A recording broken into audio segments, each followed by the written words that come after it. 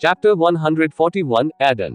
Aiden Aiden the rabbit hole bar के हर कोने में खुशी की लहर दौड़ गई जैसे ही लोगों ने एडन के नाम का जाप किया। शराब पीने के कारण बार में चारों ओर उत्सव का माहौल था।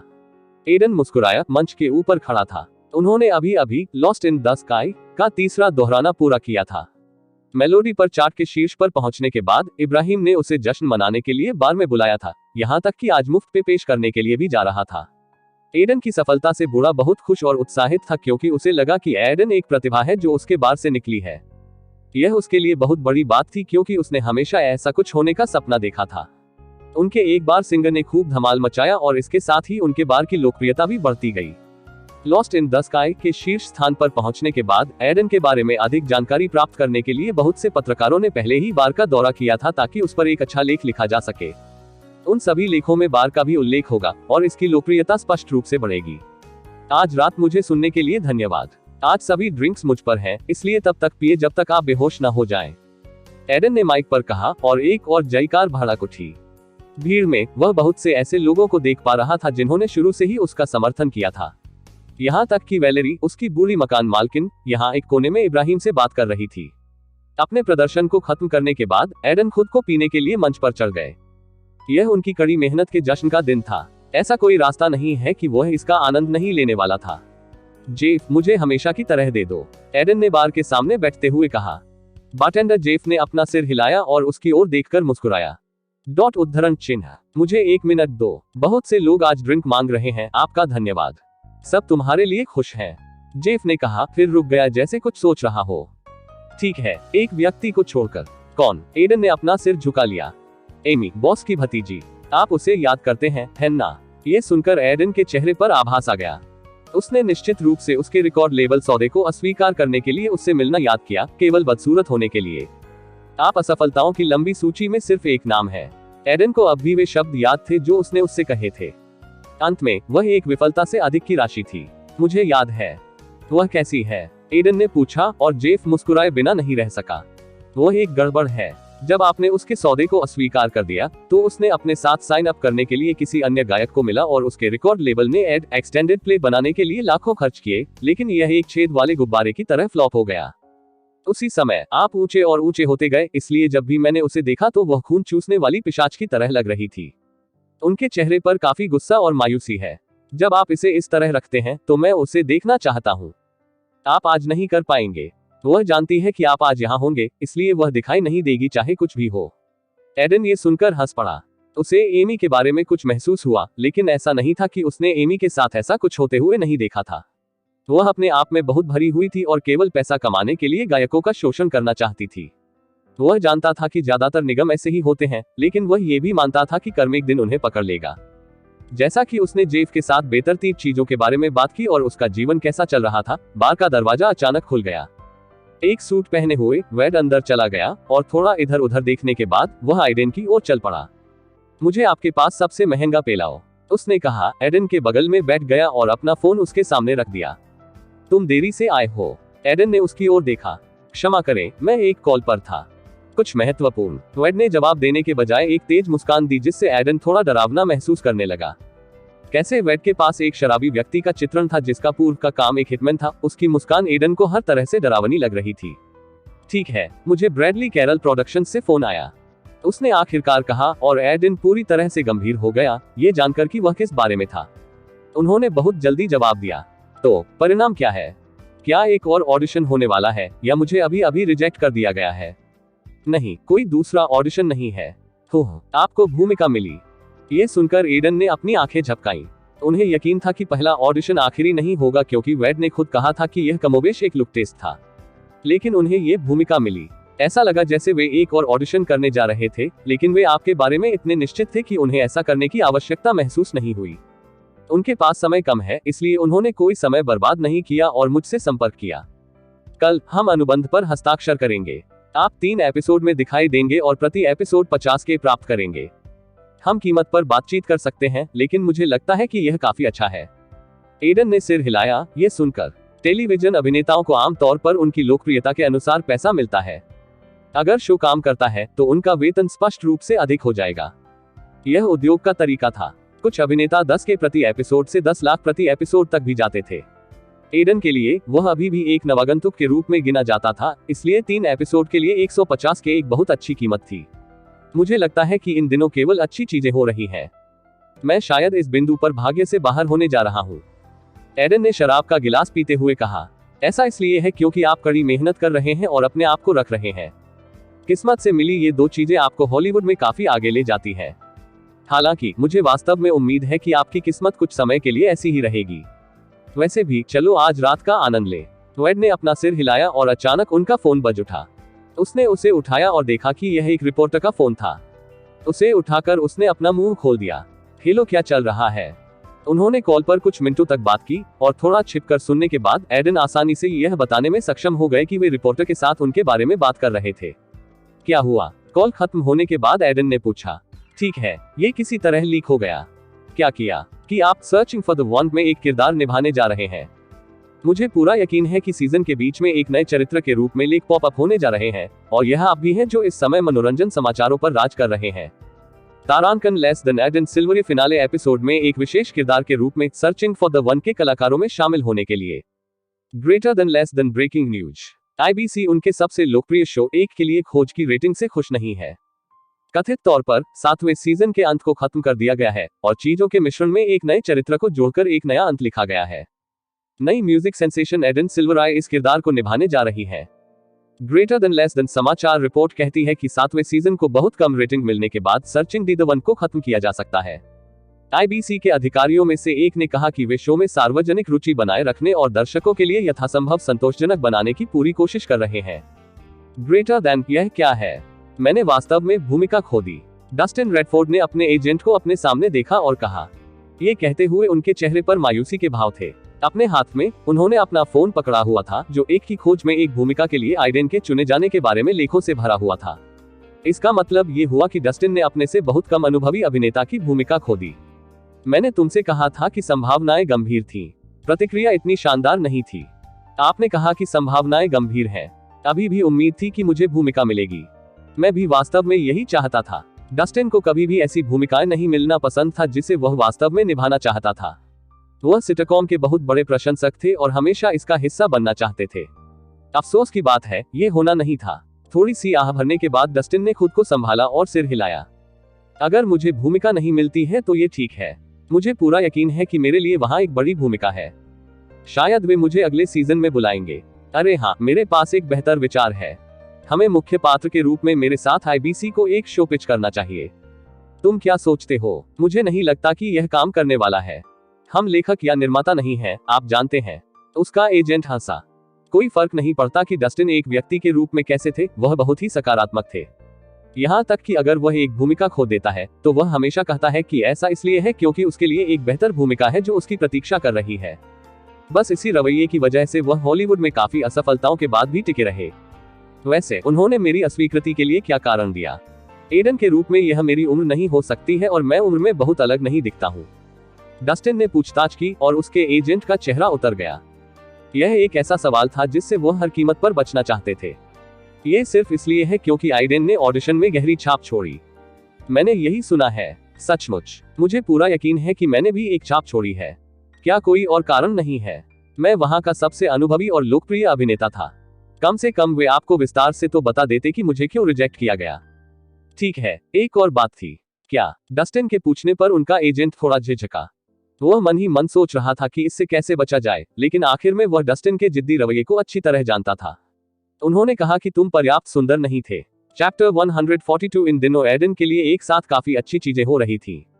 न केवल मेलोडी चार्ट और अन्य विभिन्न चार्ट पर लॉस्ट इन द स्काई शीर्ष पर पहुंच गया, बल्कि 30 दिनों की खुशी का साउंड ट्रैक एल्बम भी बहुत अच्छा बिक रहा था। उमर ने एडन को यह भी बताया था कि यह आसानी से 200 के से अधिक प्रतियां बेच सकता है, और अगर फिल्म सफल रही तो ये संख्या और अधिक हो जाएगी। मैट्यूब और मेलोडी के मामले में ये बहुत दुर्लभ था। बहुत से लोग वहां सिर्फ संगीत सुनते थे। ये बहुत ही सुलभ था, इसलिए वे शायद ही कभी भौतिक एल्बम प्रतियां खरीदेंगे। अधिक से अधिक डिजिटल एल्बम अधिक बिकेंगे। अगर कोई तुलना करता है तो अभी पिछले साल एक बहुत प्रसिद्ध बॉय बैंड ने अपना चौथा एल्बम जारी किया। सभी गीतों को लाखों करोड़ों बार देखा गया था, लेकिन केवल 7 मिलियन भौतिक प्रतियां ही बिकी थी। ये बहुत कम था क्योंकि आधे से अधिक गानों को 100 मिलियन से अधिक बार देखा गया था। ये स्ट्रीमिंग प्लेटफॉर्म से भरी दुनिया की हकीकत थी। इसलिए साउंड ट्रैक की इतनी अधिक प्रतियां बिकना एक बहुत बड़ा सकारात्मक मामला था। इसके अलावा एडन को एक बहुत ही लोकप्रिय sitcom searching for the one पर होने की भी घोषणा की गई थी। इन सब के चलते उनका फैन ग्रुप हर दिन अलग अलग खबरों से गुलजार रहता था। बहुत सारे लोग एडन और उनके प्रोजेक्ट्स के बारे में अपनी राय दे रहे थे। फेडोरा द एक्सप्लोरर, मैंने अभी एडन को एक के लिए खोज में डाले जाने के बारे में पढ़ा। क्या वह इसमें अतिथि भूमिका निभा रहे हैं? मैंने सोचा कि केवल अनुभवी और अधिक लोकप्रिय सेलेब्स ने ही ऐसा किया है। मैन ईट्स पैंट्स, ये निश्चित है कि यह अतिथि उपस्थिति नहीं है, यह एक संपूर्ण चरित्र है। जाहिर तौर पर उन्होंने फिर से शूटिंग शुरू कर दी क्योंकि मूल सीजन का अंत IBC के अनुसार स्तर तक नहीं था। स्काई नेव्स, ये बहुत अधिक नकारात्मक समीक्षाओं और नियमित दर्शकों के चले जाने के कारण भी है। हालांकि मुझे इसकी उम्मीद नहीं थी। मैंने सोचा था कि एडन मेलोडी पर शीर्ष स्थान पर पहुंचने के अपने गीत के साथ काफी व्यस्त था। मॉबियस के लेखक, वह एक ही समय में बहुत सी चीजें करने की कोशिश कर रहा है। यह एक बहुत ही थका देने वाला तरीका है क्योंकि वह मूल रूप से एक अभिनेता और गायक होने की बाजीगरी कर रहा है, लेकिन यह उसके लिए बहुत अच्छा काम कर रहा है। मैं इस बात से थोड़ा हैरान हूं कि साल की शुरुआत के बाद से वह कितने प्रोजेक्ट्स में है। Closing square bracket, opening square bracket. प्रलय का दिन प्रबंधक, ये निश्चित रूप से विशिष्ट हॉलीवुड सूत्र नहीं है। विशुद्ध रूप से अभिनय के बारे में बात करते हुए अभिनेताओं को अक्सर खुद को पर्याप्त दिखाने की सलाह दी जाती है, न ज्यादा न कम। यही कारण है कि ज्यादातर अभिनेता साल में 1-2 से ज्यादा प्रोजेक्ट नहीं करते हैं और उनकी हर फिल्म के बीच अच्छा गैप होता है। एडन के पास वह अंतर नहीं है। आशा है कि गुणवत्ता अभी भी वही है, हाँ, लेकिन बढ़ी हुई दृश्यता वास्तव में उसके लिए काम कर रही है। वह साल की शुरुआत में ब्लैक सैंड्स में था और अगले महीने एक फिल्म फेस्टिवल है। एक सिटकॉम में उनकी उपस्थिति इसे एक वर्ष में 3 अभिनय प्रोजेक्ट बनाती है। दरअसल ऐसा लगता है कि वह हमेशा अपने संगीत की वजह से चर्चा में रहते हैं। मुझे वाकई हैरानी होती है कि लोग अब तक उससे थके क्यों नहीं हैं। क्या कोई जानता है? हॉलीवुड इनसाइडर, यह मुख्य रूप से इसलिए है क्योंकि उसके पास PR नहीं है, इसलिए वह जानबूझकर लोगों का गला नहीं दबाता है। इसके अलावा उनकी परियोजनाएं काफी विविध हैं। वह काय की तरह एक पागल मानसिक रोगी की भूमिका निभाता है और फिर एक सिटकॉम में दिखाई देता है। पूरी तरह से अलग तरह की चीजें। एक और बात यह है कि लोग अभी भी उनके प्रोजेक्ट्स के अलावा उनके बारे में बहुत कुछ नहीं जानते हैं क्योंकि वह सोशल मीडिया पर ज्यादा सक्रिय नहीं है। रहस्यवाद एक प्रमुख कारक है कि लोग सितारों को क्यों पसंद करते हैं। इन सब के बावजूद उनकी छवि साफ सुथरी है, इसलिए उनका अलग अंदाज हॉलीवुड में काम कर रहा है। मैंने इस सेट को पहले केवल टीवी पर देखा है। वह गली है जहां पहले सीजन का अंत हुआ था और वह बार बदनाम जगह है जहां मुख्य पात्र अपने दिनों के बारे में बात करने के लिए इकट्ठा होते हैं। एडन बुदबुदाया, सेट के चारों ओर देख रहा था। एक की तलाश न्यूयॉर्क में सेट किया गया था और शूटिंग भी यहीं हो रही थी। शूटिंग के लिए चालक दल एक पुराने बार का उपयोग कर रहा था जिसका उन्होंने जीर्णोद्धार किया था और साथ ही घरों से बाहर सेट बनाए गए थे। लाइव ऑडियंस के लिए भी जगह थी। स्क्रिप्ट पढ़ने के सत्र में एडन एक के लिए खोज के कलाकारों से मिले हुए 2 दिन हो चुके थे। इसके बाद वह सीधे शूटिंग शुरू करने के लिए सेट पर पहुंच गए। हाँ, हम हमेशा इसे प्रामाणिक दिखाना चाहते थे, इसलिए बहुत सारे हिस्सों को स्टूडियो में शूट नहीं किया जाता है। सर्चिंग फॉर द वन की निदेशक अमेलिया फ्राइमैन ने कहा। उसने सेट के आसपास काम कर रहे कर्मचारियों, बगल में बात कर रहे अभिनेताओं और स्टूडियो के दर्शकों पर एक और नजर डाली। पिछले कुछ एपिसोड्स को फिर से शूट करने के लिए उन सभी को वापस बुलाया गया था, लेकिन उनमें से कोई भी शिकायत करता नहीं दिख रहा था। इससे पहले अभिनेताओं के साथ थोड़ी असहमति थी। वे सहमत हुए क्योंकि नया अंत पहले की तुलना में काफी बेहतर था। ये सभी भी चाहते थे कि शो अच्छा चले। आप नर्वस हैं? हम आपके सीन से शुरुआत करेंगे। बहुत सारे अभिनेता लाइव दर्शकों के साथ तालमेल बिठाने में समय लेते हैं, अमेलिया ने आइडेन को देखते हुए पूछा। उनके साथ काम करने वाले अन्य निर्देशकों के विपरीत, वह ये सुनिश्चित करने के लिए अपने अभिनेताओं के करीब जाने का प्रकार थी कि वे किसी भी चीज से परेशान नहीं थे। यह एक बहुत अच्छी बात थी क्योंकि अभिनेता आराम करने और बिना किसी दबाव के अपनी भूमिका निभाने में सक्षम थे। ज्यादा नहीं, मैंने भारत में थिएटर किया है, इसलिए मुझे दर्शकों के सामने परफॉर्म करने की आदत है, एडन ने मुस्कुराते हुए जवाब दिया। थिएटर का अनुभव आमतौर पर बहुत मदद करता है। वैसे भी अभिनय करते समय बस आराम करो। हम रीशूट कर सकते हैं और ऑडिशन में आपने जो किया है उसका अनुकरण करने की कोशिश कर सकते हैं। हाँ, मैं अपना सर्वश्रेष्ठ करूंगा, एडन ने कहा और प्रॉप्स डायरेक्टर के साथ जांच करने के लिए चलने से पहले अमेलिया ने कुछ और बात की। परिचयात्मक दृश्य आसान नहीं होगा। एडन जो पहला दृश्य कर रहा था वह उसके चरित्र अल गेलर का परिचय था। वह पहले एपिसोड से शो में मौजूद बार में फ्रैंक रसेल से मिलेंगे। रिकॉर्ड के लिए फ्रैंक रसेल सिटकॉम के मुख्य पात्र थे। फिर अल जबरदस्ती फ्रैंक को अपने प्लेबॉय के तरीके सुनाएगा ताकि वह अपने चरित्र को एक नशीले समाजोपत के रूप में स्थापित कर सके जो सिर्फ आराम करना चाहता है और एक पूरा जीवन चाहता है। निस्संदेह यह उनके चरित्र की केवल बाहरी परत थी। जैसे जैसे एपिसोड आगे बढ़ेगा दर्शकों को और परतें दिखाई जाएंगी। लेखकों ने इस दृश्य को क्यों चुना, इसका कारण दर्शकों को सीधे तौर पर अलग के चरित्र लक्षणों के बारे में बताना था ताकि उन्हें शुरू से ही पसंद किया जा सके। हालांकि एक नशीले प्लेबॉय को दिलकश के रूप में चित्रित करना एक बहुत ही कठिन काम था और एडन को अपने प्रदर्शन में बहुत आश्वस्त होना पड़ा। मैं ये कर सकता हूँ। तारांकन 1 की खोज अगस्त 15-2016 अधिनियम 8 दृश्य 1 लुक तो आपका ब्रेकअप खराब हो गया है। पहली बार नहीं, जाहिर है आप बुरे हो रहे हैं, जीवन कहीं नहीं जा रहा है। आप किसी रिश्ते में मुक्ति पाने की कोशिश केवल ये सोचने के लिए करते हैं कि क्या वह लड़की वास्तव में वही थी। क्या मैं सही हूँ? हाँ, लेकिन तुम कौन हो, क्या ये भी मायने रखता है? यदि ऐसा होता है तो मैं वह लड़का हूँ जिसे भगवान ने आपको एक बड़े उद्देश्य के लिए मिला दिया है। मैंने फैसला किया है कि मैं आपका विंगमैन बनूंगा ताकि आपके पास अपने जीवन की सबसे अद्भुत काल्पनिक पौराणिक रात हो सके। फ्रैंक रसेल, जो कि 30 के दशक के मध्य में था, ने काले सूट में लच्छेदार बालों वाले लड़के को देखा जो अचानक अपनी टेबल पर बैठने के लिए आया था और अब अपने आप में उत्साहित होकर अभिनय कर रहा था। यह उसके लिए एक बुरा दिन था क्योंकि उसने फिर से अपनी प्रेमिका से संबंध तोड़ लिया था और अब गंभीरता से विचार कर रहा था कि क्या वह वास्तव में उसके लिए एक थी। जब वह एक बार में अकेले शराब पी रहा था तो वह आदमी अचानक उसके सामने आकर बैठ गया। फिर से, तुम कौन हो? फ्रैंक ने भ्रमित चेहरे के साथ अपनी आंखें टेढ़ी करते हुए पूछा। अला गिल्ला, आपसे मिलकर अच्छा लगा। उसके सवाल पर अला ने सिर्फ अपना सिर हिलाया क्योंकि हवा में अजीब माहौल अभी भी बना हुआ था। फ्रैंक रसेल, और मेरे पास एक और सवाल है। तुम्हें कैसे पता कि मेरा ब्रेकअप हो गया है? यह आसान है। टेबल पर अपना हाथ रखते हुए अला मुस्कुराया। आपके चेहरे के भाव, शरीर का कद, अकेले पीने की क्रिया, ये सब केवल एक चीज की ओर इशारा करता है, ब्रेकअप। हालांकि आपको इरेक्टाइल डिस्फंक्शन होना एक और विकल्प था, लेकिन मैं वहां नहीं जाऊंगा। अला ने अपने कंधे उचका दिए क्योंकि फ्रैंक उसे ऐसे देखता रहा जैसे वह कोई मूर्ख हो। वह उठकर बैठना चाहता था और मौन में पीने के लिए कोई दूसरी जगह ले लेना चाहता था, लेकिन हर दूसरी मेज पर कब्जा था। वह उस अजीब आदमी के साथ फंस गया था जो कहीं से भी बाहर आ गया था। हाँ ठीक है, आप पहले क्या कह रहे थे? फ्रैंक ने शराब का एक और घूंट लेते हुए पूछा। मैं हम दोनों के लिए एक महान रात होने के बारे में बात कर रहा था। मुझे और आपको लड़कियां मिलती हैं। मैं आपको एक पाने में मदद करता हूं और मुझे नहीं लगता कि आप मुझे एक लड़की पाने में मदद कर सकते हैं क्योंकि मैं खुद एक लड़की पाने के लिए काफी अद्भुत हूं, अला ने कहा जैसे स्पष्ट था। कैसे? लड़की से बात करके? क्या तुम मेरी बात नहीं सुन रहे हो? ये सुनकर फ्रैंक हंस पड़े। उसके सामने का आदमी किसी ऐसे व्यक्ति की तरह व्यवहार कर रहा था जिसे हर तरह की लड़कियों के साथ अनुभव हो। अगर बिछड़ना इतना आसान काम होता तो लोग हर रात अकेले नहीं सो रहे होते। तुम कैसे बिछोगे? पिकअप लाइनें शर्मनाक और पुराने जमाने की हैं। अला मुस्कुराया जैसे वह उस सवाल का इंतजार कर रहा था। आप रुझानों के साथ नहीं रहते हैं, दुनिया के साथ बदले। अगर आप बस ऐसा करते हैं तो बिछड़ना सबसे आसान काम है। एलेक्स ने समझाया, फिर पूछा, क्या आप चलचित्र देखते हो? हाँ, फिल्मों का बिछाए जाने से क्या लेना देना है? सब कुछ, मेरे दोस्त। लोग जितने प्रकार की सामग्री प्राप्त करते हैं उतने ही स्मार्ट होते हैं। फिल्में समय के साथ सुस्त और नीरस होती जा रही हैं।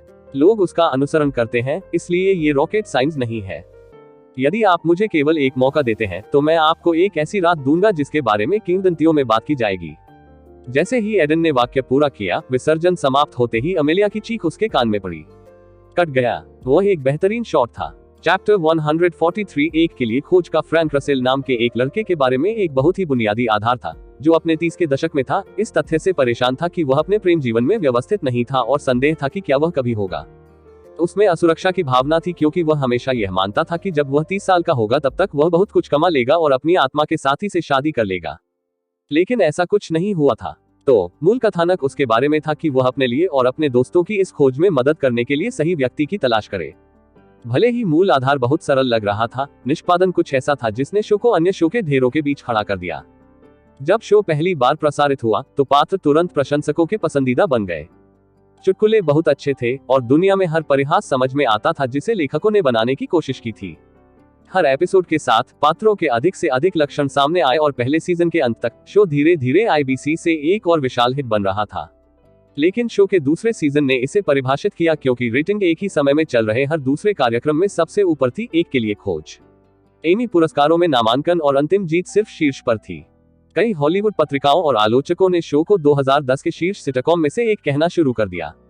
वैनिटी मैगजीन के एक आलोचक ने यहां तक लिखा, इस युग में बहुत सारे सिटकॉम आते हैं, लेकिन कुछ ही बने रहे और उन कुछ अच्छे सिटकॉम के भीतर एक के लिए खोज सबसे अच्छा हो सकता है, क्योंकि यह बनने से इनकार करता है, कर्कश हास्य के साथ एक और सिटकॉम और शुद्ध प्रेम को गले लगाने के लिए चुनते हैं और इसे बहुत अधिक पदार्थ देते हैं। ये चौथे सीजन तक जारी रहा, लेकिन उसके बाद प्रशंसकों और बहुत से अन्य लोगों ने महसूस किया कि शो अधिक से अधिक दोहराया जा रहा था।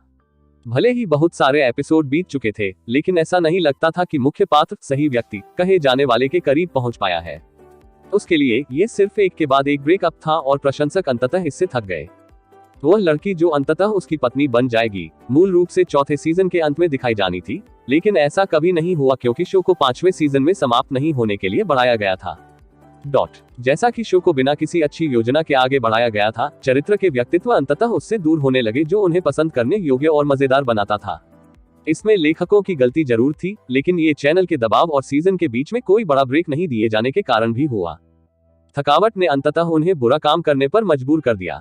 वर्तमान में 7वें सीजन में शो ने वास्तव में अपनी आत्मा को खो दिया था, क्योंकि चरित्रों को ऐसा लगता था कि वे क्या हुआ करते थे। मूल रूप से 7वें सीजन के अंत में फ्रैंक का हेजल के साथ एक और ब्रेकअप हो गया था, वह लड़की जिस पर वह पहले एपिसोड से ही क्रश था। पूरे शो के दौरान उनके बीच का रिश्ता काफी ऑन और ऑफ रहा। पहले तो दर्शकों ने इसे पसंद किया, लेकिन जल्द ही ये बहुत स्पष्ट हो गया कि हेजल फ्रैंक के लिए सही व्यक्ति नहीं थी। एमिलिया ने एडन को जो बताया उससे वे चाहते थे कि उनका ब्रेकअप हो जाए और उनके बीच अच्छी दोस्ती हो जाए, लेकिन जिस तरह किरदारों ने अपना व्यक्तित्व खो दिया था उससे ये सब बहुत गड़बड़ हो गया था। ये वहां था कि एडन का चरित्र अलग चलन में आया। चरित्र को पूरी तरह से इस कारण से लिखा गया था कि पात्रों को उनके द्वारा की गई गलतियों और गलत विकल्पों का एहसास कराने के लिए, मुख्य पात्रों को उनके व्यक्तित्व में रिबूट करने और वे जो थे वही होने के लिए वापस जाने के प्रयास में लिखा गया था। एडन के चरित्र का एकमात्र उद्देश्य यही था। जिन 3 एपिसोड में वह फीचर करेंगे, जो 7वें सीजन के आखिरी 3 एपिसोड भी होंगे, उनका 4 मुख्य पात्रों में से प्रत्येक के साथ सामना होगा। शो को सही रास्ते पर लाने के लिए लेखकों के लिए मुठभेड़ एक चतुर तरीका था। तारांकन ऐसा लगता है जैसे उन्होंने आपको बहुत अच्छे दृश्य दिए। वे मजाकिया भी लगते हैं। क्या आपको यकीन है कि आपका चरित्र बाद में मुख्य आधार नहीं बनने जा रहा है? फ्रैंक रसेल की भूमिका निभाने वाले अभिनेता जेसन रेडनॉर ने आइडेन को देखा, जो उसके बगल में बैठा था। वह अपने 40 के दशक में एक अनुभवी टीवी और थिएटर अभिनेता थे, जो टीवी उद्योग में सबसे अधिक भुगतान पाने वालों में से एक थे। मुझे मुख्य पात्र बनने में वास्तव में कोई दिलचस्पी नहीं है, कम से कम वर्तमान में तो नहीं, एडन ने जवाब दिया, और हेजल की भूमिका निभाने वाली एलिसन हैरिंगटन नाम की एक अभिनेत्री ने जोड़ा। वह एक ब्रिटिश एक्ट्रेस थी जिन्हें सेट के आसपास काफी पसंद किया जाता था। तो क्या आप उस प्रकार के व्यक्ति हैं जो एक बड़ा फिल्म अभिनेता बनना चाहता है? नहीं, ऐसा नहीं है, एडन ने कहा। मैं लंबे समय तक एक किरदार निभाने से सावधान रहता हूँ। इसका टीवी या फिल्म उद्योग से कोई लेना देना नहीं है। यह ऐसा ही है जैसे मैं अलग अलग भूमिकाएं निभाने के लिए खुद को चुनौती देकर आगे बढ़ना चाहता हूँ। तुम्हें पता है, मैं तुम्हारे जैसा था जब मैंने पहली बार थिएटर में शुरुआत की थी, जेसन ने खुद से मुस्कुराते हुए कहा। शिल्प को तराशना और एक महान चरित्र बनना चाहते हैं जिसकी फिल्मोग्राफी विभिन्न भूमिकाओं से भरी हुई है। आप जानते हैं कि आगे क्या हुआ? क्या मैंने सीखा है कि स्थिरता बहुत अच्छी चीज है, खासकर इस दुनिया में। मेरे लिए फिल्में 5-6 महीने के कॉन्ट्रैक्ट की तरह होती हैं। आप एक करते हैं और दूसरे के पास जाते हैं। यदि वे असफल होते हैं तो हो सकता है कि आपको अपनी अगली भूमिका न मिले। यह ऐसा है जैसे आप एक फ्रीलांसर हैं, लेकिन टीवी कम से कम अधिक स्थिर है। टीवी सीरीज इस बात को ध्यान में रखकर शुरू की जाती है कि वे अगले सीजन के लिए जाएंगे या नहीं। बेशक दर्शकों की प्रतिक्रिया जरूरी है, लेकिन अगर यह आगे बढ़ती है तो यह 8-9 साल के लिए एक टमटम है।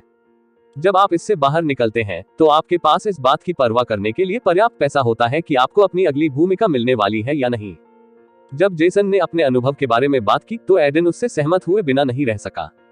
एलिसन, जो उनकी बातचीत सुन रही थी, ने भी सिर हिलाया। फिल्म व्यवसाय काफी जोखिम भरा था और एडन समझ गए थे कि टीवी उद्योग में प्रवेश करने से उन्हें बड़ी मात्रा में स्थिरता मिल सकती है। 2 या 3 साल पहले उन्होंने शायद किसी टीवी सीरीज में एक लंबा रोल पाने की कोशिश भी की होगी, लेकिन एक और कारण था कि वह एक ही भूमिका को लंबे समय तक करने से इतना सावधान क्यों थे। यह उनके सिस्टम के कारण था। एडन ने देखा था कि अलग अलग भूमिकाएं निभाना ही उनके अभिनय कौशल को तेजी से बढ़ाने का एकमात्र तरीका था।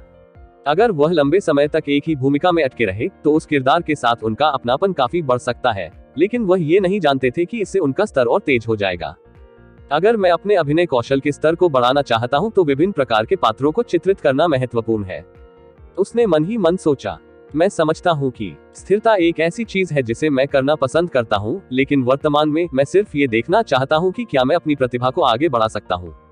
एडन ने फ्रैंक को जवाब दिया, जिस पर वह हंसे। मैं समझता हूँ बच्चे, हर अभिनेता ऐसा करने के बारे में सोचता है, लेकिन कुछ ही ऐसा कर पाते हैं। फिर मैं उम्मीद कर सकता था कि मैं इसे हासिल करने वाले कुछ लोगों में से एक बन जाऊंगा।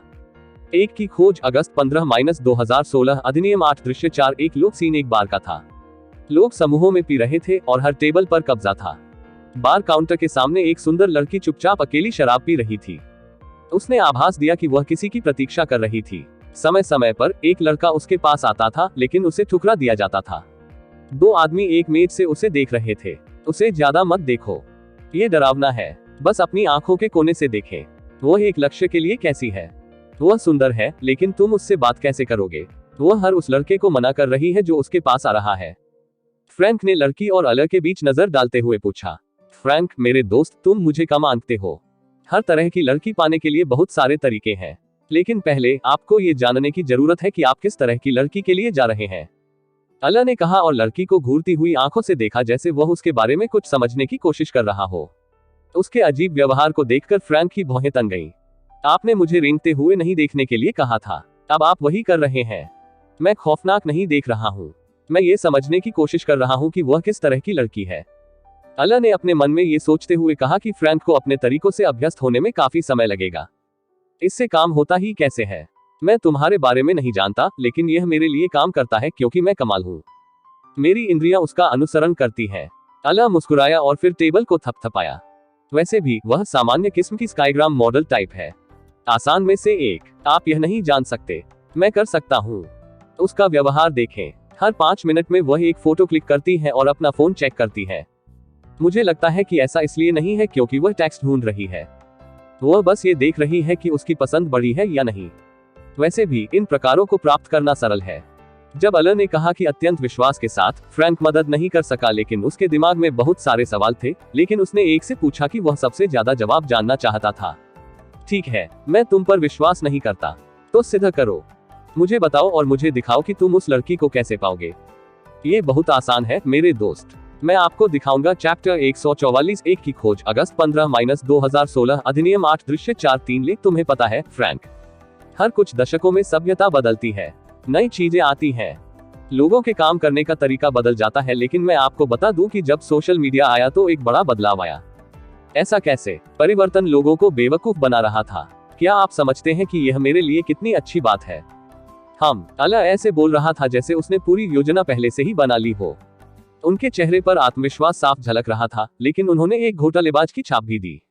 जब फ्रैंक ने उसकी ओर देखा तो उसे ऐसा लगा कि अल की नजर एक स्कैमर की तरह है। उसके बाल बहुत करीने से संवारे हुए थे और उसने काले रंग का सूट पहन रखा था, जिससे ऐसा लग रहा था जैसे वह कोई है जो अभी अभी किसी महत्वपूर्ण बैठक में आया हो। लेकिन उनकी बातें कुछ ऐसी थीं कि किसी को भी उन पर शक हो जाता था। सोशल मीडिया से लोग कैसे गूंगे हो जाते हैं और इसका उस लड़की से क्या लेना देना है? फ्रैंक ने अंत में पूछा और अल मुस्कुराया जैसे वह उस प्रश्न को पूछने के लिए उसका इंतजार कर रहा था। सोशल मीडिया ने लोगों को अपने जीवन का आधार बनाया कि उन्हें हर पोस्ट पर कितने लाइक मिल रहे हैं। बहुत खराब मुद्दों वाली लड़कियां, अल ने अंतिम भाग पर जोर दिया, वे वही हैं जिन्होंने इसे दिखाने के लिए एक उपकरण के रूप में व्यवहार करना शुरू कर दिया है कि उनका जीवन कितना सही है, चाहे उनका बचपन कितना भी खोखला क्यों ना हो। और यही कारण है कि इसे प्राप्त करना इतना आसान है। उन्हें मेरे साथ सोने के लिए आपको बस इसके साथ खेलने की जरूरत है। भले ही अल ने अपनी रणनीति के बारे में बताया, फ्रैंक भ्रमित लग रहा था, पूरी तरह से अजीब होने की भावना के साथ मिश्रित। ये जानकर कि वह इसे शब्दों में नहीं समझा सकता, अल ने आह भरी और फ्रैंक के सामने 2 उंगलियां रखी।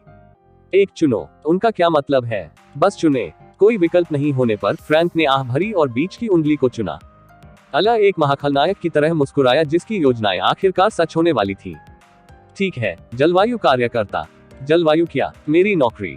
खैर कोई बात नहीं, बस यहीं रुको और मैं तुम्हें दिखाता हूँ। इतना कहने के बाद अल अपनी सीट से उठा और उस सुंदर लड़की की ओर चल पड़ा जो चुपचाप बार के पास शराब पी रही थी। तभी सीन खत्म होते ही कट की आवाज निकली।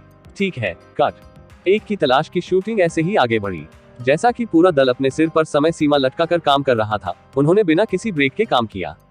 एडन हर दिन जल्दी उठ जाते थे और सीधे सेट के लिए निकल जाते थे। दिन भर की शूटिंग के बाद वह अपने अपार्टमेंट में वापस आ जाते और सो जाते, फिर उसी प्रक्रिया पर लौटे। एकमात्र मोक्ष ये था कि अन्य अभिनेताओं के विपरीत वह होटलों में नहीं सो रहा था क्योंकि वह न्यूयॉर्क में रहता था।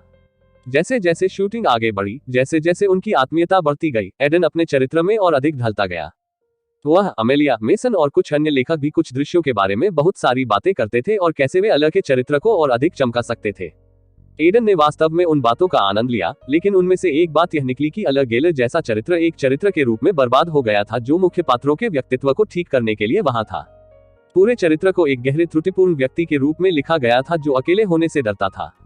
एडन ने उनमें कुछ चरित्र लक्षण जोड़ने के बाद वह वास्तव में बहुत अधिक क्षमता वाला एक महान चरित्र बन गया था। अफसोस की बात है कि उनकी भूमिका छोटी थी और अलग के व्यक्तित्व और पृष्ठभूमि का थोड़ा सा हिस्सा ही दिखाया जाएगा। इसमें कोई समझौता नहीं था क्योंकि आईबीसी चाहता था कि शो बिना किसी परेशानी के वापस ट्रैक पर आ जाए, लेकिन इसने एडन को उसके द्वारा निभाए जा रहे चरित्र के बारे में गहराई से सोचने से नहीं रोका। उनके बैकस्टोरी के बारे में, प्लेबॉय होने के अलावा उनका जीवन, कैसे वह एक प्लेबॉय बन गया था और उसके अन्य रिश्ते, यहाँ तक कि जिस जगह पर वह काम करता था। उनके किरदार के इर्द गिर्द बहुत अस्पष्टता थी क्योंकि 3 एपिसोड में वह बहुत कुछ प्रकट नहीं करेंगे जिसमें वह दिखाई देंगे, इसलिए एडन स्पष्ट रूप से बिना उत्तर के रह गए थे। यहाँ तक कि अगर उन्होंने इसके बारे में लेखकों से पूछा तो उनके पास कोई सुराग नहीं था क्योंकि अलग का पूरा चरित्र जल्दबाजी में बनाया गया था और उन्होंने वास्तव में कभी भी कुछ चीजों के अलावा उसकी पृष्ठभूमि पर बहुत अधिक विचार नहीं किया। एक तरह से उनके लिए कोई बैक स्टोरी नहीं थी। तारांकन, कैमरा थोड़ा और आगे बढ़ाओ। मुझे सीन शुरू करने के लिए बहुत लंबा शॉट चाहिए, फिर हम क्लोजअप करेंगे। ध्वनि और प्रकाश की ठीक से जांच करें। हम रात में शूटिंग कर रहे हैं, इसलिए इसे पूरी तरह से ऊपर आने की जरूरत है। अमेलिया फ्राइमैन ने अपने माइक में चिल्लाया क्योंकि सेट पर सभी ने जल्दी से सब कुछ चेक किया। चांद आसमान में टंगा था और वातावरण थोड़ा ठंडा था। इस समय वे एक बहुत ही महत्वपूर्ण सीन की शूटिंग कर रहे थे। इसमें हेजल की यादों को याद करने के कारण अल्लाह द्वारा उसे एक लड़की के साथ स्थापित करने में कामयाब होने के बाद फ्रैंक बार से बाहर भाग जाएगा, जिसे उसने आज ही तोड़ दिया था। अल्लाह उसका पीछा करेगा और वे बार की सीढ़ियों पर बातचीत करेंगे। ये वह दृश्य था जो एपिसोड के अंत में आएगा और फ्रैंक के लिए एक माध्यम के रूप में कार्य करेगा, यह महसूस करने के लिए कि वह सब कुछ गलत कर रहा था। उस पल में उसका हृदय परिवर्तन होगा और एपिसोड उसके जीवन विकल्पों पर विचार करने के साथ समाप्त होगा। यह उन दृश्यों में से एक था जो दर्शकों को यह जानने में मदद करेगा कि अल्लाह के पास प्लेबॉय पक्ष से कहीं अधिक था और साथ ही साथ अपने वास्तविक विचारों में थोड़ी अधिक अंतर्दृष्टि प्रदान करता था। जम्हाई लेना, तुम्हारी आंखें बहुत नींद में लग रही हैं। क्या आप सुनिश्चित हैं कि आप इस दृश्य को अच्छी तरह से कर पाएंगे? हाँ, चिंता मत करो। आधी रात हो चुकी है, इसलिए मुझे नींद आ रही है। मुझे नहीं लगता कि मुझे कभी आधी रात को शूट करने की आदत होगी। आपको ऐसा करने की आदत हो जाएगी। उद्योग के पास अभिनेताओं को बहुत सी चीजों के लिए अभ्यस्त बनाने का एक तरीका है, वेड ने कहा, लेकिन फिर भी एडन की नींद के बारे में थोड़ा चिंतित दिख रहा था। जैसा कि हर कोई पहले से ही थका हुआ था, वह उम्मीद कर रहा था कि एडन अच्छे शॉट दे सकता है और रात की शूटिंग खत्म कर सकता है। आखिर एक ही सीन बचा था। वैसे भी आप जानते हैं कि मैं सोच रहा था कि शो की आईबीसी और प्रोडक्शन टीम अलग के चरित्र को बर्बाद कर रही है। वह बेहतर तरीके से हकदार है। एडन ने खुद को सोने से रोकने के लिए बातचीत शुरू करने की कोशिश करते हुए कहा। वास्तव में मुझे स्क्रिप्ट पढ़ने के बाद भी ऐसा ही लगा। उसे वास्तव में एक अच्छा समापन नहीं मिला या उसके बारे में कुछ भी स्पष्ट रूप से समझाया गया है, लेकिन वह उस तरह का चरित्र है जो कथानक को आगे बढ़ाने के लिए बनाया गया है। हम वास्तव में कुछ नहीं कर सकते। हाँ, मुझे पता है, लेकिन मैं सोच रहा था कि उसके जैसे बहुत सारे किरदार हैं। शैडोज ऑफ वॉर में भी मेरा रोल कुछ ऐसा ही था। निर्देशक और स्टूडियो इस तरह के किरदारों के साथ बहुत कुछ कर सकते हैं, हालांकि वे नहीं करेंगे। ये वास्तव में लोकप्रियता के लिए नीचे आता है और ये बाजार में बिकता है। यहाँ तक कि अगर एक चरित्र वास्तव में अच्छी तरह से लिखा गया है, अगर वह प्लॉट के लिए लोकप्रिय या महत्वपूर्ण नहीं है, तो उसे बहुत सारे दृश्य नहीं मिलेंगे, खासकर टीवी पर। आप प्रशंसकों की मांग के कारण लोकप्रिय किरदारों को वापस आते हुए देखते हैं। एडन ने यह सुनकर अपना सिर हिलाया। जैसा उसने पहले सोचा था, हॉलीवुड कमोबेश एक व्यवसाय था। भले ही एक अभिनेता के रूप में उन्हें एक चरित्र बहुत पसंद आया हो, उनके बारे में जनता की राय के आधार पर उनकी अवहेलना की जा सकती है। ये सब वास्तव में मुझे आश्चर्यचकित करता है कि दर्शक अलग को कैसे लेंगे या वह लोकप्रिय भी होगा। एडन ने सोचा, जैसे उसे लगा कि कोई हवा उसके पास से गुजर रही है। तारांकन 1 की खोज 17 अगस्त 2016 अधिनियम 9 दृश्य 4 एक लुक फ्रैंक बार से बाहर चला गया और सिकोरी हेजल के साथ उनकी यादें उनके दिमाग में थी और अच्छे के लिए इसे तोड़ने से पहले वे कैसे फिर से लड़े थे। वह सब अभी भी उसे पीड़ा देता था। एक लड़की के साथ एक रात भी उसे दर्द से कुछ राहत नहीं देने वाली थी। फ्रैंक, तुम वहां से क्यों भागे? सब कुछ स्थापित किया गया था। लड़की आप सब पर थी। जैसे ही फ्रैंक बार के बाहर खड़ा हुआ, अल्लाह बाहर आया और उसकी ओर देखा, सोच रहा था कि उसके साथ क्या हो रहा है। मुझे माफ करें, मुझे वास्तव में लड़कियां नहीं चाहिए। सचमुच, क्या आप वास्तव में? अला अपने मजाक के बीच में रुक गया क्योंकि उसने देखा कि फ्रैंक वास्तव में उदास दिख रहा था। फौरन समझ गया कि यह एक गंभीर मामला है। उसने एक गहरी सांस छोड़ी और अपने दोस्त की ओर देखा, जिससे वह केवल 2 घंटे पहले मिला था। आपके साथ क्या हो रहा है? मैंने एकमात्र लड़की खो दी जिसे मैंने सोचा था कि वह मेरे लिए है। हम फिर से लड़े और इस बार हम टूट गए। मैं वास्तव में उसके पास वापस जाना चाहता हूं और चीजों को ठीक करना चाहता हूं, लेकिन मुझे पता है कि हम फिर से लड़ने जा रहे हैं। फ्रैंक ने अपना सिर नीचा करते हुए और लगातार आहें भरते हुए कहा, जैसे वह अपनी भावनाओं को संसाधित करने में असमर्थ हो। आपको क्यों लगता है कि वह सही व्यक्ति है? आप कैसे जानते हैं कि वह एक है? जब अला ने ये पूछा तो फ्रैंक इस प्रश्न से थोड़ा स्तब्ध रह गया। थोड़ा सा जवाब देने में झिझकने के बाद आखिरकार उन्होंने कहा, वह सुंदर है, पूरी तरह से मेरे प्रकार। वह मुझे समझती है और मैं उसे समझता हूँ। हम साथ में महान हैं। मुझे उसके साथ समय बिताना अच्छा लगता है। और क्या तुमने कभी किसी और लड़की के साथ ऐसा महसूस नहीं किया? अला ने फ्रैंक को टोका और पूछा। प्लेबॉय के विपरीत वह बार में था। इस बार उसका माहौल पूरी तरह से अलग था और उसके चेहरे पर एक हल्की सी मुस्कान थी जो बहुत ही आरक्षित आभा दे रही थी। फ्रैंक ने बार में जो देखा था यह उसके विपरीत था और उसका प्रश्न कुछ ऐसा था जिसने उसे काफी देर तक उत्तर देने में असमर्थ बना दिया। चैप्टर 145 एक की खोज 17 अगस्त 2016 अधिनियम 9 दृश्य 4 1 लुक क्या तुमने कभी किसी और लड़की के साथ ऐसा महसूस नहीं किया? जब अला ने फ्रैंक से यह पूछा तो उसके दिमाग में यादें फिर से जाग उठी क्योंकि वह सीधे सवाल का जवाब देने में असमर्थ हो गया। वह उत्तर देने में झिझक रहा था, इसलिए नहीं कि उसके पास उत्तर नहीं था, बल्कि इसलिए कि वह ऐसा उत्तर था जिससे वह भाग रहा था। हालांकि ये सच था कि इससे पहले दूसरी लड़कियों ने भी उन्हें ऐसा महसूस कराया था, लेकिन सबसे ज्यादा असर हेजल के साथ हुआ। कहीं न कहीं उसके मन में वह जानता था कि हेजल उसके लिए नहीं थी, लेकिन उसने कभी इसे स्वीकार नहीं किया था। और भी वह इस तथ्य को स्वीकार करने से डर रहा था क्योंकि वह अकेले होने से थक गया था। तुम चुप क्यों हो? मुझे जवाब दें, अला ने जोर दिया। क्या तुमने कभी किसी और लड़की के साथ ऐसा महसूस किया है? हाँ, मेरे पास है। इस बार फ्रैंक ने जवाब दिया, अला को घूरते हुए। फिर मेरे दोस्त, मुझे नहीं लगता कि जिस लड़की के साथ आप टूट गए हैं वह है जिसे आप ढूंढ रहे हैं। आप यह नहीं जानते। मैं सहमत हूँ। अच्छा, बैठ जाओ, चलो बात करते हैं।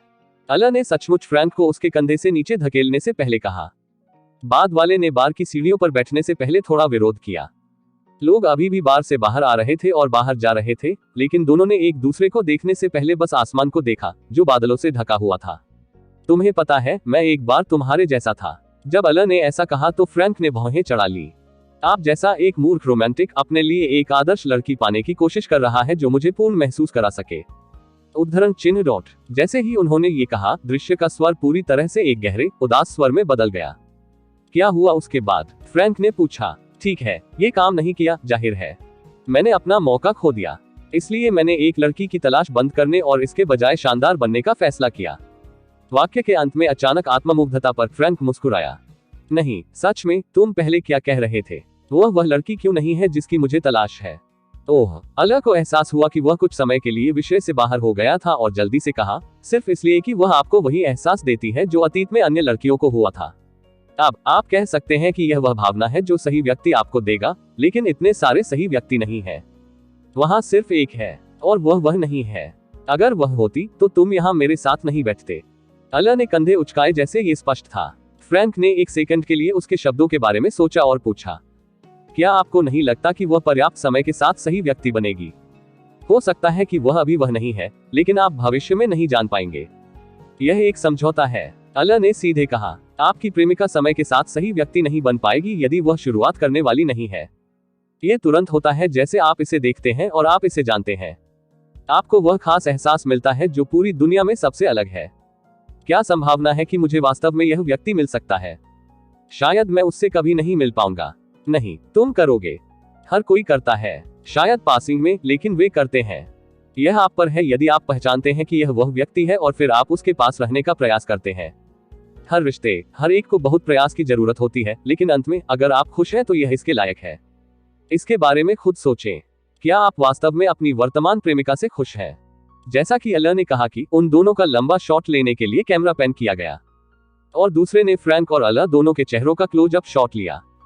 तभी अमेलिया की आवाज निकली, कट गया। तारांकन 1 की खोज की शूटिंग चल रही थी। लियो संपादन से लेकर 30 दिनों की खुशी के रंग पटल तक सब कुछ फिर से जांचने में व्यस्त था। अगले महीने टोरंटो फिल्म समारोह शुरू होने वाला था और वह इसे लेकर बिल्कुल शांत नहीं थे। वास्तव में वह इतना घबराया हुआ था कि वह हर दिन फिल्म देखता था, यह देखने की कोशिश करता था कि कहीं कोई बड़ी गलती तो नहीं हो गई। उनकी घबराहट ज्यादातर इस तथ्य के कारण थी कि यह उनकी पहली फिल्म थी और वह नहीं चाहते थे कि यह असफल हो। लियो लगातार एक ऐसे परिदृश्य का सपना देख रहा था जहां उसकी फिल्म को पत्रकारों द्वारा पीटा जाएगा क्योंकि वे उसे पिछले दशक में प्रदर्शित होने वाले सबसे खराब निर्देशक कहते हैं। उसी समय रोड्रिगो और हेरोल्ड उस पर हंस रहे होंगे। चाहे कुछ भी हो, लियो इस तरह के परिदृश्य से बचना चाहता था। इस वजह से लियो पागल हो गया था और वह ये भी सोच रहा था कि क्या उसकी फिल्म रिलीज के लिए भी काफी अच्छी है। शायद इसे जारी न करना ही बेहतर था। ये सभी विचार उसके दिमाग में फिर से उठ रहे थे क्योंकि वह खुद पर शक कर रहा था। करो करो करो करो करो करो। अचानक उसका फोन बज उठा क्योंकि लियो अपने लैपटॉप पर कई बार फिल्म की शुरुआत कर रहा था। अपने लैपटॉप पर फिल्म को रोकते हुए उसने उसे उठाया और देखा कि वह उमर था। हेलो, क्या हुआ उमर? कुछ जरूरी? ज्यादा कुछ नहीं। मैंने टोरंटो फिल्म समारोह के लिए आपका वीजा तैयार कर लिया है। सब कुछ जांचें और सुनिश्चित करें कि सब कुछ सही है। अगले महीने ये हमारे लिए एक बड़ा क्षण होने जा रहा है। फोन के दूसरी तरफ से उमर की खुशमिजाज आवाज आई और लियो ने सिर्फ सिर हिलाया। वे अगले हफ्ते टोरंटो, कनाडा के लिए रवाना होने वाले थे। उमर जल्दी जाना चाहता था क्योंकि यह पहली बार था जब वह अकेले पूरी फिल्म का वित्तपोषण कर रहा था।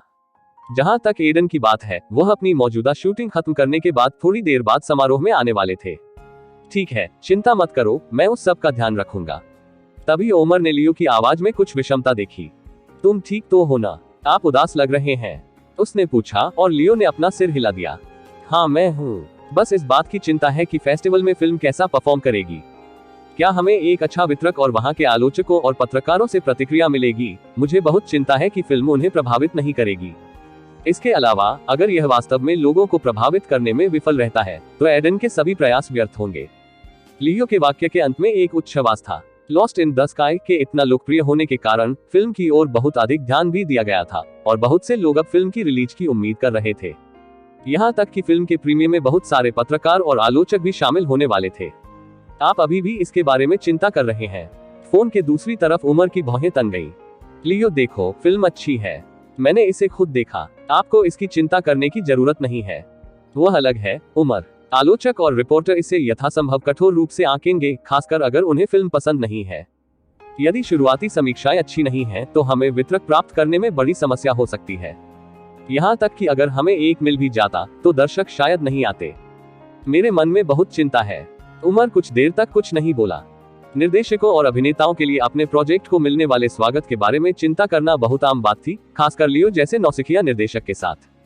वह आसानी से बता सकता था कि लियो आत्मसंदेह से पागल हो रहा था। लियो, तुमने एक अच्छी फिल्म बनाई है। आपका काम वह था और यह वही समाप्त हो गया। जहां तक नतीजों की बात है तो हम केवल इंतजार और देख सकते हैं। क्या होगा अगर वे अच्छे नहीं हैं? इस सवाल पर उमर ने बेबाकी से जवाब दिया। यह अच्छा होगा चाहे कुछ भी हो। तारांकन, आपने अपनी कॉमिक टाइमिंग में सुधार किया है। आपके पास बहुत अनुभव है। चरित्र के बारे में आपकी समझ बढ़ गई है। किरदार से आपका लगाव बढ़ गया है। एडन मुस्कुराया, सिस्टम को अपने सामने संकेत करता देख। शूटिंग खत्म होने के 2 घंटे पहले वह अपने अपार्टमेंट में लौटे थे। वेड उसे छोड़ने के बाद जल्दी से चला गया था। चूंकि पहले ही देर हो चुकी थी, एडन ने रात का खाना बनाने की परवाह नहीं की थी और बस पास के एक रेस्तरां से टेकआउट का आदेश दिया था। सामान्य दिनों में एडन सीधे सो जाते थे या उस चरित्र के साथ अपनी आत्मीयता बढ़ाने के प्रयास में फिर से स्क्रिप्ट पढ़ते थे जिसे वह वर्तमान में चित्रित कर रहे हैं। लेकिन आज वह अपने लैपटॉप के सामने एक कोरा दस्तावेज खोले बैठा था। पिछले कुछ दिनों से एडन अपने सिस्टम से प्राप्त लेखन कौशल के बारे में सोच रहे थे। जब उन्हें ये हुनर मिला तो एडन ने महसूस किया कि उनकी प्रणाली में अभिनय और गायन के अलावा अन्य चीजें भी शामिल हैं। एक तरह से इसने उन्हें चौंका दिया था। अभिनय और गायन के विपरीत, जहां वे एक के बाद एक परियोजना के साथ जुड़ते रहे, लेखन कुछ ऐसा था जो पूरी तरह से एक अलग क्षेत्र था और उन्होंने पहले कभी उपन्यास या पटकथा लिखने की कोशिश भी नहीं की थी। हालांकि वह इसे आजमाना चाहते थे। एडन बहुत अच्छी तरह से जानता था कि उसकी प्रणाली कितनी चमत्कारी थी और यह कैसे उसे तुरंत एक अच्छा लेखक बनने में मदद कर सकती थी। लेकिन पहले उसे उस पर स्तरों को पीसने की जरूरत थी। इसलिए वर्तमान में एडन लिखने के लिए एक नए विचार के बारे में सोचने की कोशिश कर रहा था। उसने वास्तव में कुछ विषयों के बारे में सोचा था जिसके बारे में वह लिख सकता था। लेकिन जब उन्होंने वास्तव में लिखना शुरू किया था तो उनका दिमाग खाली हो जाता था और अगर उन्होंने कुछ पृष्ठ भी लिखे तो उन्होंने बाद में ये सोचकर इसे हटा दिया कि यह काफी अच्छा नहीं था। जैसा कि वह लिखने के लिए एक विषय के बारे में सोचने में असमर्थ था, एडन ने अपने सिस्टम संकेतों के माध्यम से जाना शुरू कर दिया। मुझे वास्तव में एक विषय पर निर्णय लेने की आवश्यकता है। शायद एक रोमांस किताब या एक एक्शन स्पाई सीरीज। एक छोटे उपन्यास के साथ शुरुआत करना बेहतर है क्योंकि मैं इसके लिए नया हूं, न कि सैकड़ों पृष्ठों का एक पूर्ण फीचर उपन्यास। एडन ने अपने मन में सोचा और वह खाली दस्तावेज को घूरता रहा। ऐसा लग रहा था कि उनके लिए उपन्यास लिखना आसान नहीं होगा। चैप्टर 146 सेट जीवन और उत्साह से भरा हुआ था क्योंकि चालक दल के सदस्यों ने कड़ी मेहनत की थी। प्रॉप्स निर्देशक कुछ चालक दल के सदस्यों के साथ बात कर रहे थे और सिनेमेटोग्राफर समझा रहे थे कि कैसे वह अमेलिया के साथ दृश्य शूट करना चाहते थे क्योंकि दोनों स्टोरी बोर्ड पर चले गए थे। कुछ सहायक निर्देशक कुछ अभिनेताओं की बात सुन रहे थे और साउंड इंजीनियर बाद में किसी भी परेशानी से बचने के लिए ध्वनि उपकरणों की जांच कर रहे थे। दूसरी ओर चालक दल के सदस्य जो अपना काम पूरा कर चुके थे आराम कर रहे थे और एक सहायक निर्देशक की प्रतीक्षा कर रहे थे कि उन्हें अपना अगला काम दिया जाए। यह एक सेट का विशिष्ट दृश्य था जिसे वह हर दिन देखते थे। पिछले 10 सालों से उनका जीवन एक सेट से दूसरे सेट पर ऐसे ही घूमता रहा है। वह रोज उठते, सेट पर जाते, पीठ के बल खड़े होते, सेट पर लंच करते और निकल जाते। फिर वह हर दिन इस प्रक्रिया को तब तक दोहराता रहता जब तक कि जिस फिल्म या श्रृंखला पर वह काम कर रहा था वह समाप्त नहीं हो जाती। फिर वह उस तरह का कोई और प्रोजेक्ट ढूंढेगा। यह थका देने वाला था लेकिन जीवन खराब नहीं था। कम से कम वह भूखा तो नहीं सो रहा था। लेकिन एक बात थी जो उन्हें हमेशा खुद पर शक करती थी। सालों तक इंडस्ट्री में काम करने के बावजूद उनका नाम कोई नहीं जानता था। किसी ने कभी नहीं माना कि वह एक अभिनेता है और उन्हें वह सम्मान कभी नहीं मिला जिसके वह हकदार थे। उनके कार्यक्षेत्र का वह हिस्सा था जिसने उन्हें सबसे ज्यादा आहत किया। अरे हार्ले, क्या तुम मुझे सुन रहे हो? क्या तुम सब क्या बात कर रहे हो? हार्ले मार्टिन ने अपना सिर घुमाया और अपने सामने उस हटे कट्टे आदमी को देखा। वह उनके जैसा ही था, एक अतिरिक्त जिसने लंबे समय तक उद्योग में काम किया था, एक दुर्लभ ब्रेक की उम्मीद में। उसके बगल में एक युवा लड़का जो ऐसा लग रहा था जैसे वह अभी अभी हाई स्कूल से निकला हो, एक कुर्सी पर बैठा था। वह एक युवा थिएटर कलाकार थे जो हॉलीवुड में प्रसिद्धि और प्रसिद्धि का पीछा करना चाहते थे। आप वास्तव में नहीं सुन रहे हैं। हम उस नए आदमी के बारे में बात कर रहे थे, एडन सिल्वरगे। उद्धरण चिन्ह योजक चिन्ह। हटे कट्टे अभिनेता ने कहा, उसकी नजर एडन की ओर है जो सिर्फ एक गैंगस्टर दिखने वाले लड़के से बात कर रहा था जिसे हर कोई उसके एजेंट के रूप में पहचानता था। उसकी क्या खबर है? वह बिल्कुल हमारे जैसा है। मैंने सुना है कि उन्हें अपना बड़ा ब्रेक मिलने से पहले बहुत रिजेक्ट किया गया। क्या आपको यह अच्छा नहीं लगता? शायद हमारे लिए वास्तव में आशा है। उन शब्दों में युवा अभिनेता ने जोड़ा। मैंने अफवाहें सुनी कि वह वास्तव में एक बड़े स्टूडियो में एक कार्यकारी का बेटा है और इस तरह उसे आसानी से ब्रेक मिल गया। वह कुछ खास नहीं है। यदि केवल मेरे पास उनके संबंध होते तो मैं निश्चित रूप से उनसे बड़ा होता। उनकी आवाज में अहंकार साफ सुनाई दे रहा था, लेकिन हार्ले ये सुनकर बस सिहर उठे। उन अफवाहों पर विश्वास न करें। क्या वे आते हैं और जाते हैं? मैं जो जानता हूं उससे एडन सिल्वरे को एक रियलिटी शो के माध्यम से अच्छी दृश्यता मिली। गायन ने उनकी मदद की। इसके बाद ही उन्हें काफी अच्छा रोल मिल पाया था। मुझे नहीं पता कि वह वास्तव में एक अमीर परिवार से है, लेकिन ये दिखाने के लिए पर्याप्त सबूत है कि उसके लिए ये कभी आसान नहीं था। हठीले अभिनेता ने सिर हिलाया। वह सबसे उम्रदराज आदमी था। यहाँ उनके अनुभव के अनुसार उनके लिए ये बताना आसान था कि कोई अफवाह सच थी या झूठी। युवा अभिनेता जिस अफवाह के बारे में बात कर रहा था उससे ऐसा लग रहा था कि लोग ईर्ष्या के कारण फैलेंगे। हाँ, उनका गायन कौशल बहुत अच्छा है। एक बड़ी अनुगामी होने से हॉलीवुड में एक भूमिका पाने में मदद मिलती है और उनकी अंतिम भूमिका ने उन्हें बहुत प्रसिद्ध बना दिया, इसलिए उनके पास एक नयापन कारक है। धिक्कार है, मुझे उससे बहुत जलन हो रही है। हट्टा कट्टा आदमी ने आह भरी और फिर हार्ले की ओर मुड़ा। यार, उस पर आपकी क्या राय है? जब हार्ले ने वह प्रश्न सुना तो उसके मन में पहला विचार आया, मुझे जलन हो रही है। ईर्ष्यालु। हार्ले इस साल की शुरुआत में अपने 30 के दशक में था और वह थकने और अपने सपने को छोड़ने के करीब था। वह इसमें मदद नहीं कर सका। एक दशक की असफलताओं के बाद आशावान बने रहना कठिन था। उसकी तुलना में आइडेन कुछ साल छोटा था और हॉलीवुड में अपना नाम बनाने के रास्ते में लग रहा था, अगर उसने पहले से ही एक नहीं बनाया था। वहां उनके लिए थोड़ी प्रशंसा थी, लेकिन जिस भावना ने उनके दिल को भर दिया वह निस्संदेह ईर्ष्या थी। लेकिन हार्ले ने ऐसा नहीं कहा। मुझे उनका अभिनय पसंद है। वह केंद्रित लगता है और यह सच है कि वह एक अलग देश से आया है और अब हॉलीवुड में अच्छा कर रहा है। हम सभी जानते हैं कि उद्योग कैसे भेदभाव करता है, तो ये काबिले तारीफ है। मैं वास्तव में भी ऐसा ही सोचता हूँ। वह एक अच्छे व्यक्ति की तरह लगता है जो सम्मान करता है। हटे कट्टे आदमी ने कहा कि उसकी जांघों पर थप्पड़ मारना और हार्ले ने सिर हिलाया, अपनी सीट के खिलाफ झुक गया। अपनी आंखें बंद करके उसने गोली मारने तक इंतजार करने का फैसला किया। तारांकन, क्या हम दृश्य पर जा सकते हैं? यह एक छोटा दृश्य है, लेकिन मुझे लगता है कि अगर हम इसे एक बार देख लें तो ये हम दोनों के लिए आसान होगा। अपने सामने खड़े आदमी को देखने के लिए अपना सिर उठाते ही हार्ले ने पलकें झपकाईं। ये वही व्यक्ति था जिसके बारे में अभी कुछ समय पहले उसने दूसरों से बातचीत की थी। एडन सिल्वराय। उसने अपने मन में एक सेकंड के लिए सोचा और उसके भाव जम गए। उसने कभी नहीं सोचा था कि आइडेन उसके पास इस तरह आएगा, लेकिन उसने जल्दी से अपना सिर हिलाकर जवाब दिया, यह मेरे साथ ठीक है, लेकिन ये सिर्फ एक छोटा सा दृश्य है और मेरे पास केवल कुछ पंक्तियां हैं, आप जानते हैं।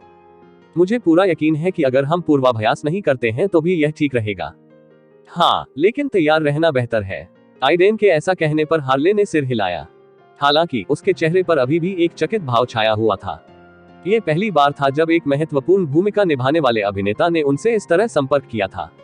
यह उनके लिए आश्चर्य की बात थी। आमतौर पर इस प्रकार के दृश्यों के लिए अधिक अभ्यास की आवश्यकता नहीं होती है। अधिक से अधिक कुछ शब्दों का अतिरिक्त के रूप में आदान प्रदान किया जाएगा। हार्ले की केवल कुछ पंक्तियां थीं। उन्हें यकीन था कि फाइनल कट में उनका सीन 30 सेकंड से ज्यादा का नहीं होगा। तुम ठीक तो हो ना? तुम कुछ अजीब लग रहे हो, एडन ने पूछा कि जब उसने हार्ले को विचार में देखा। नहीं, ये पहली बार है जब किसी बड़े अभिनेता ने किसी भूमिका का पूर्वाभ्यास करने के लिए मुझसे इस तरह संपर्क किया है। मेरे जैसे छोटे अभिनेताओं को आमतौर पर नजरअंदाज कर दिया जाता है, आप जानते हैं। मैं वास्तव में नहीं सोचता कि मैं एक बड़ा अभिनेता हूं और एक अभिनेता है। इससे कोई फर्क नहीं पड़ता कि उनकी भूमिका कितनी बड़ी है। खैर, मैं एडन सिल्वराय हूं। तुम्हारा नाम क्या है? जब एडन ने लापरवाही से पूछा तो जवाब देने से पहले हार्ले थोड़ा हिचकिचाया। Harley Martin. आपसे मिलकर अच्छा लगा, हार्ले। ये कहते हुए एडन के दिमाग में अचानक एक विचार आया और उसने हार्ले के कौशल स्तर की जांच करने के लिए अपना सिस्टम खोल दिया। अंडरस्को हार्ले मार्टिन 31 साल, अभिनय स्तर इंटरमीडिएट, ग्रेड 3, विशेष कौशल, लेन के प्रिय अंडरस्को क्या बकवास है। विस्मयादिबोधक चिन्ह उद्धरण। एडन ने अपने सामने हार्ले को चौड़ी आंखों से देखा क्योंकि उसकी स्थिति उसके विचार में आई थी। उन्हें एक पल के लिए भी विश्वास नहीं हुआ कि हार्ले के पास अभिनय में उनसे उच्च स्तर का कौशल भी था। ऊपर से उनमें एक खास हुनर भी था। लेन की डालिंग का क्या मतलब है? क्या ये कैमरे के लेंस के सामने किसी तरह का बढ़ावा पाने की तर्ज पर कुछ है? और यह आदमी इतने कौशल के साथ एक अतिरिक्त के रूप में क्यों काम कर रहा है? वह मदद नहीं कर सकता था, लेकिन उसके मन में बहुत सारे सवाल थे। एडन ने दृश्य का जायजा लेने के लिए केवल सामान्य रूप से उससे संपर्क किया था, लेकिन उसने इस तरह से कुछ मिलने की उम्मीद नहीं की थी। आह, क्या तुम ठीक हो? आप कुछ समय से मुझे घूर रहे हैं, हार्ले ने थोड़ा अजीब महसूस करते हुए पूछा। उसके शब्द एडन को उसके विचारों से बाहर निकालने के लिए पर्याप्त थे, लेकिन फिर भी उसे अपने विचारों को एकत्र करने में थोड़ा समय लगा। गहरी सांसें लेते हुए उन्होंने अपनी रचना की। हाँ, माफ करना, चलो दृश्य खत्म हो जाओ। हार्ले ने सिर हिलाया और अगले 10 मिनट तक दोनों ने सीन के बारे में बात की। यह अलग के शो के मुख्य पात्रों में से एक से मिलने से ठीक पहले का दृश्य था। वह लड़कियों में से एक पर प्रहार करने की कोशिश कर रहा होगा जब हार्ले द्वारा निभाया गया एक गुस्सैल लड़का अचानक उसे अपनी प्रेमिका के साथ सोने का आरोप लगाते हुए पकड़ लेगा, जिसके लिए अल स्पष्ट रूप से दोषी था। एक के लिए खोज के मुख्य पात्रों में से एक, रॉड, उसे बचा लेगा और इस तरह अल को श्रृंखला के एक और मुख्य चरित्र के बारे में पता चल जाएगा। जैसा कि हार्ले ने कहा, यह बहुत छोटा दृश्य था। वह अचानक इतनी सोच में क्यों लग रहा था? क्या ये खुद को किरदार में ढालने का उनका तरीका है? जैसा कि उन्होंने दृश्य का पूर्वाभ्यास किया, हार्ले मदद नहीं कर सका, लेकिन ऐसा महसूस हुआ कि एडन अजीब अभिनय कर रहा था। लेकिन उन्होंने इसमें ज्यादा नहीं सोचा और अपने किरदार के बारे में सोचते हुए इसे एडन पर थोप दिया। दूसरी ओर आइडेन हार्ले के बारे में सोचने से खुद को रोक नहीं पा रहा था और वह इतनी प्रतिभा रखते हुए अतिरिक्त के रूप में क्यों काम कर रहा था? क्या सच में इंडस्ट्री उनकी प्रतिभा को न देखकर अंधी हो गई है? एक अच्छा पर्याप्त कौशल स्तर होने के अलावा उनके पास एक विशेष कौशल भी था, इसलिए एडन ने उन्हें राहेल या कैमरून के समान लीग में पिन किया। हालांकि उनके विपरीत हार्ले अपने करियर में कहीं नहीं थे। हालांकि आइडेन के मन में उसके बारे में बहुत जिज्ञासा थी, लेकिन वह कुछ और भी सोच रहा था। वह हार्ले को उस समस्या के समाधान के रूप में सोच रहा था जिसने हाल ही में उसके दिमाग को त्रस्त कर दिया था। शायद हार्ले वह विषय है जिसकी मुझे तलाश है। चैप्टर 147, एक की तलाश, अगस्त 27-2016, अधिनियम 12, दृश्य 3-2 लो। यह नजारा एक सुपरमार्केट का था जहां लोग सामान चेक करने में व्यस्त थे। कर्मचारियों के काम करने के दौरान काउंटर के सामने लंबी लाइन लगी रही। सुपरमार्केट के एक कोने पर अल हेजल पर अपनी आंखें घुमा रहा था, ऐसा अभिनय कर रहा था जैसे वह एक बड़ी बातचीत के बीच में हो। उसकी आंखें लगातार उसके चेहरे के हाव भाव चेक कर रही थी। इस बारे में कैसा है? यदि आप मेरे घर नहीं जाना चाहते हैं तो हम आपके घर जाएंगे। मैं किसी के घर नहीं जा रहा हूँ। तो आप कुछ बाहरी कार्रवाई पसंद करते हैं? मैं तुम जैसी लड़कियों से पहले भी निपट चुका हूँ। आउच। जैसे ही एलर अपनी सजा के बीच में था, हेजल ने उसे इत्र की बोतल से मारा और दूर जाने लगी। वह सामान के लिए खरीदारी कर रही थी जब एलर कहीं से भी बाहर आया और उसे मारना शुरू कर दिया। चलो, तुम ऐसे अभिनय कर रहे हो जैसे मेरे अद्भुत और सुंदर शरीर को देखकर तुम्हें कुछ महसूस नहीं हो रहा है। एलर ने जल्दी से उसका पीछा किया और हेजल ने उसकी जीभ पर क्लिक किया। नहीं, मैं नहीं करता। ये कैसे हो सकता है? क्या आप सुनिश्चित हैं कि आप एक लड़की हैं? मुझे उस बोतल से मारना बंद करो। और आजकल ये इत्र की बोतलें इतनी मजबूत क्यों बना रही हैं? एलर दर्द से कराह उठे क्योंकि लाइव दर्शकों ने उनके हाव भाव देखकर ठहाके लगाए। तभी अमेलिया की आवाज निकली और सीन खत्म हो गया। कट गया। यह एक अच्छा कदम है, लेकिन मुझे लगता है कि हम इसे बेहतर कर सकते थे। आइए एक और टेक लेते हैं और देखते हैं कि क्या हम इसे टॉप अप कर सकते हैं। हाँ, लेकिन 10 मिनट के ब्रेक के बाद उसकी बातें सुनकर सेट के आसपास के सभी लोगों ने सिर हिलाया। एक ही दृश्य के कई टेक लेना बहुत आम बात थी, इसलिए सभी ने इसे बहुत स्वाभाविक रूप से लिया। तुमने अच्छा किया। मुझे लगता है कि मुझे आपकी ऊर्जा और भावों से मेल खाने के लिए और अधिक प्रयास करने की आवश्यकता है। एलिसन हेरिंगटन ने एडन को मुस्कुराते हुए कहा, मैं वास्तव में आपके साथ रहने की कोशिश कर रहा हूँ। अब विनम्र मत बनो। एलिसन को पता था कि एडन लगातार एलर में नई चीजें जोड़ने की कोशिश कर रहा था। ये स्पष्ट था कि उन्होंने सेट के आसपास कैसे अभिनय किया, अपने चरित्र में नई चीजों को जोड़ने के लिए निर्देशकों और लेखकों के साथ लगातार चर्चा की। उनके व्यवहार ने उन्हें अपने अभिनय पर अधिक ध्यान देने की कोशिश भी की थी, खासकर क्योंकि उन्हें एहसास हुआ कि इतने सालों तक उन्हें निभाने के बाद वह अपने किरदार को हल्के में ले रही थी। यह अवश्यंभावी था क्योंकि वह थोड़ी आलसी हो गई थी और न्यूनतम से अधिक करने की कोशिश नहीं की थी। एलिसन के मेकअप कलाकार की ओर चलने से पहले दोनों ने दृश्य के बारे में कुछ और बात की। एडन भी वेड के साथ बैठने के लिए वापस लौटा, जिसने उसे पानी की बोतल दी। आप अच्छा कर रहे हैं, वेड ने कहा जैसे ही एडन ने पानी की बोतल नीचे गिराई। वैसे मुझे लियो का एक मैसेज मिला है। पूरी टीम पहले से ही टोरंटो में है। उनमें से बहुत से लोग पहली बार टोरंटो फिल्म समारोह में आ रहे हैं और ऐसा लगता है कि वे अच्छा समय बिता रहे हैं। वह अच्छा है। हम कुछ दिनों में वहां होंगे। शूटिंग अब अपने अंतिम चरण में है। हाँ, अगर सब कुछ ठीक रहा, एक की खोज में आपकी उपस्थिति फिल्म समारोह के ठीक बाद प्रसारित की जाएगी। एक के लिए खोज का आईबीसी पर एक साप्ताहिक प्रसारण था और टोरंटो फिल्म समारोह समाप्त होने के कुछ दिनों बाद सितंबर के अंत में इसका समापन होगा। इसका मतलब था कि एडन की 2 परियोजनाएं एक ही समय के आसपास रिलीज होने वाली थी। वह अभी भी सेट पर काम कर रहा है। जब वेड और वे बात कर रहे थे, आइडेन की नजर हार्ले की ओर पड़ी, जो एक प्रॉप ले जाने में मदद कर रहा था। वह जिस भी सीन में दिखाई देने वाले थे उसे शूट किया जा चुका था, लेकिन सेट पर होने का कारण क्रू मेंबर के रूप में काम करके थोड़ा और पैसा कमाना था। जब एडन ने हार्ले से इसके बारे में पूछा था तो उन्होंने कहा था कि उन्हें नौकरी पर रहना पसंद है, भले ही वह कुछ समय के लिए ही क्यों ना हो। मैं उसकी कहानी के बारे में सोचता रहता हूँ। वह प्रतिभाशाली है, लेकिन वह अभी भी काम से बाहर है। एडन ने अपने मन में सोचा। वह जानता था कि उसकी कहानी में दिलचस्पी लेने का एकमात्र कारण ये था कि सिस्टम ने उसे क्या दिखाया था, उसका कौशल स्तर और विशेष कौशल उनके पास होने के बावजूद वह संघर्ष कर रहा था। किसी कारण से इसने अपने सिस्टम को प्राप्त करने से पहले एडन को अपने बारे में सोचने पर मजबूर कर दिया। अगर उसके पास सिस्टम नहीं होता तो वह शायद हार्ले की तरह होता। तुम उस आदमी को क्यों देख रहे हो? क्या आप उसे जानते हो? एडन की आंखों के पीछे चलने पर वेड ने अचानक पूछा। मैंने उससे पहले बात की थी। मुझे ऐसा लगता है कि उनमें बहुत प्रतिभा है। मैं ऐसा नहीं कह सकता। वह दिखने में अच्छा है और थोड़ा अलग दिखता है, लेकिन मुझे लगा कि उसका अभिनय घटिया था। हालांकि मेरे लिए जज करने के लिए उनका सीन बहुत छोटा था। वेड ने अपना तर्क दिया और आइडेन ने उस पर नजर डाली, उसके दिमाग में चल रहे एक सवाल को पूछने से पहले झिझकते हुए। क्या आपको लगता है कि हॉलीवुड में बहुत सारे प्रतिभाशाली लोग हैं जिन्हें कभी मौका नहीं मिला? जाहिर है, ये हॉलीवुड है। एक चीज की कमी नहीं है, वह है प्रतिभा। दरअसल हर इंडस्ट्री में बहुत टैलेंटेड लोग होते हैं, लेकिन शायद ही कोई मशहूर हो पाता है। प्रतिभाशाली होने के अलावा और भी कई कारक हैं। एक एजेंट के रूप में वेड ने बहुत से लोगों को प्रसिद्ध होते देखा था, यहाँ तक कि लोगों को एक एजेंट के रूप में प्रसिद्ध करने में मदद भी की थी।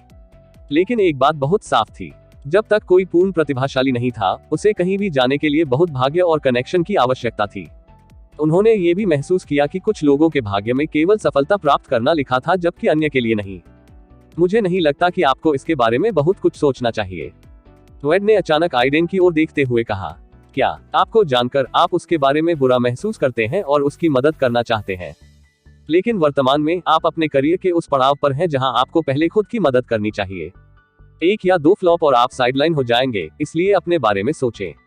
एडन ने महसूस किया कि वेड ने सोचा कि वह हार्ले की मदद करना चाहता है, लेकिन वास्तव में ऐसा नहीं था। वह जानता था कि वह अन्य अभिनेताओं की मदद करने के लिए कहीं भी शक्तिशाली नहीं था। मैं वास्तव में उसकी मदद करने के बारे में नहीं सोच रहा हूँ। उसने विस्तार से बताया। ऐसा लगता है कि मुझे उनकी कहानी में बहुत दिलचस्पी है। उसकी कहानी? हाँ, मैं इसके बारे में सोच रहा था। हॉलीवुड में बहुत सारे संघर्षरत अभिनेता हैं, विशेष रूप से उनमें बहुत प्रतिभा है। वास्तव में किसी ने भी उनके बारे में विस्तार से बात नहीं की या लिखा नहीं है। वे एक्स्ट्रा बस पृष्ठभूमि में हैं और कोई भी उन्हें याद नहीं करता है। मुझे ऐसा लगता है कि उनमें एक महान कहानी छिपी हुई है। एडन ने उन विचारों के बारे में बताया जिनके बारे में वह तब से सोच रहा था जब उसने हार्ले से बात की थी। जब वह अपनी पहली लेखन परियोजना के लिए एक विषय के बारे में सोच रहे थे तो उन्हें एक विचार आया।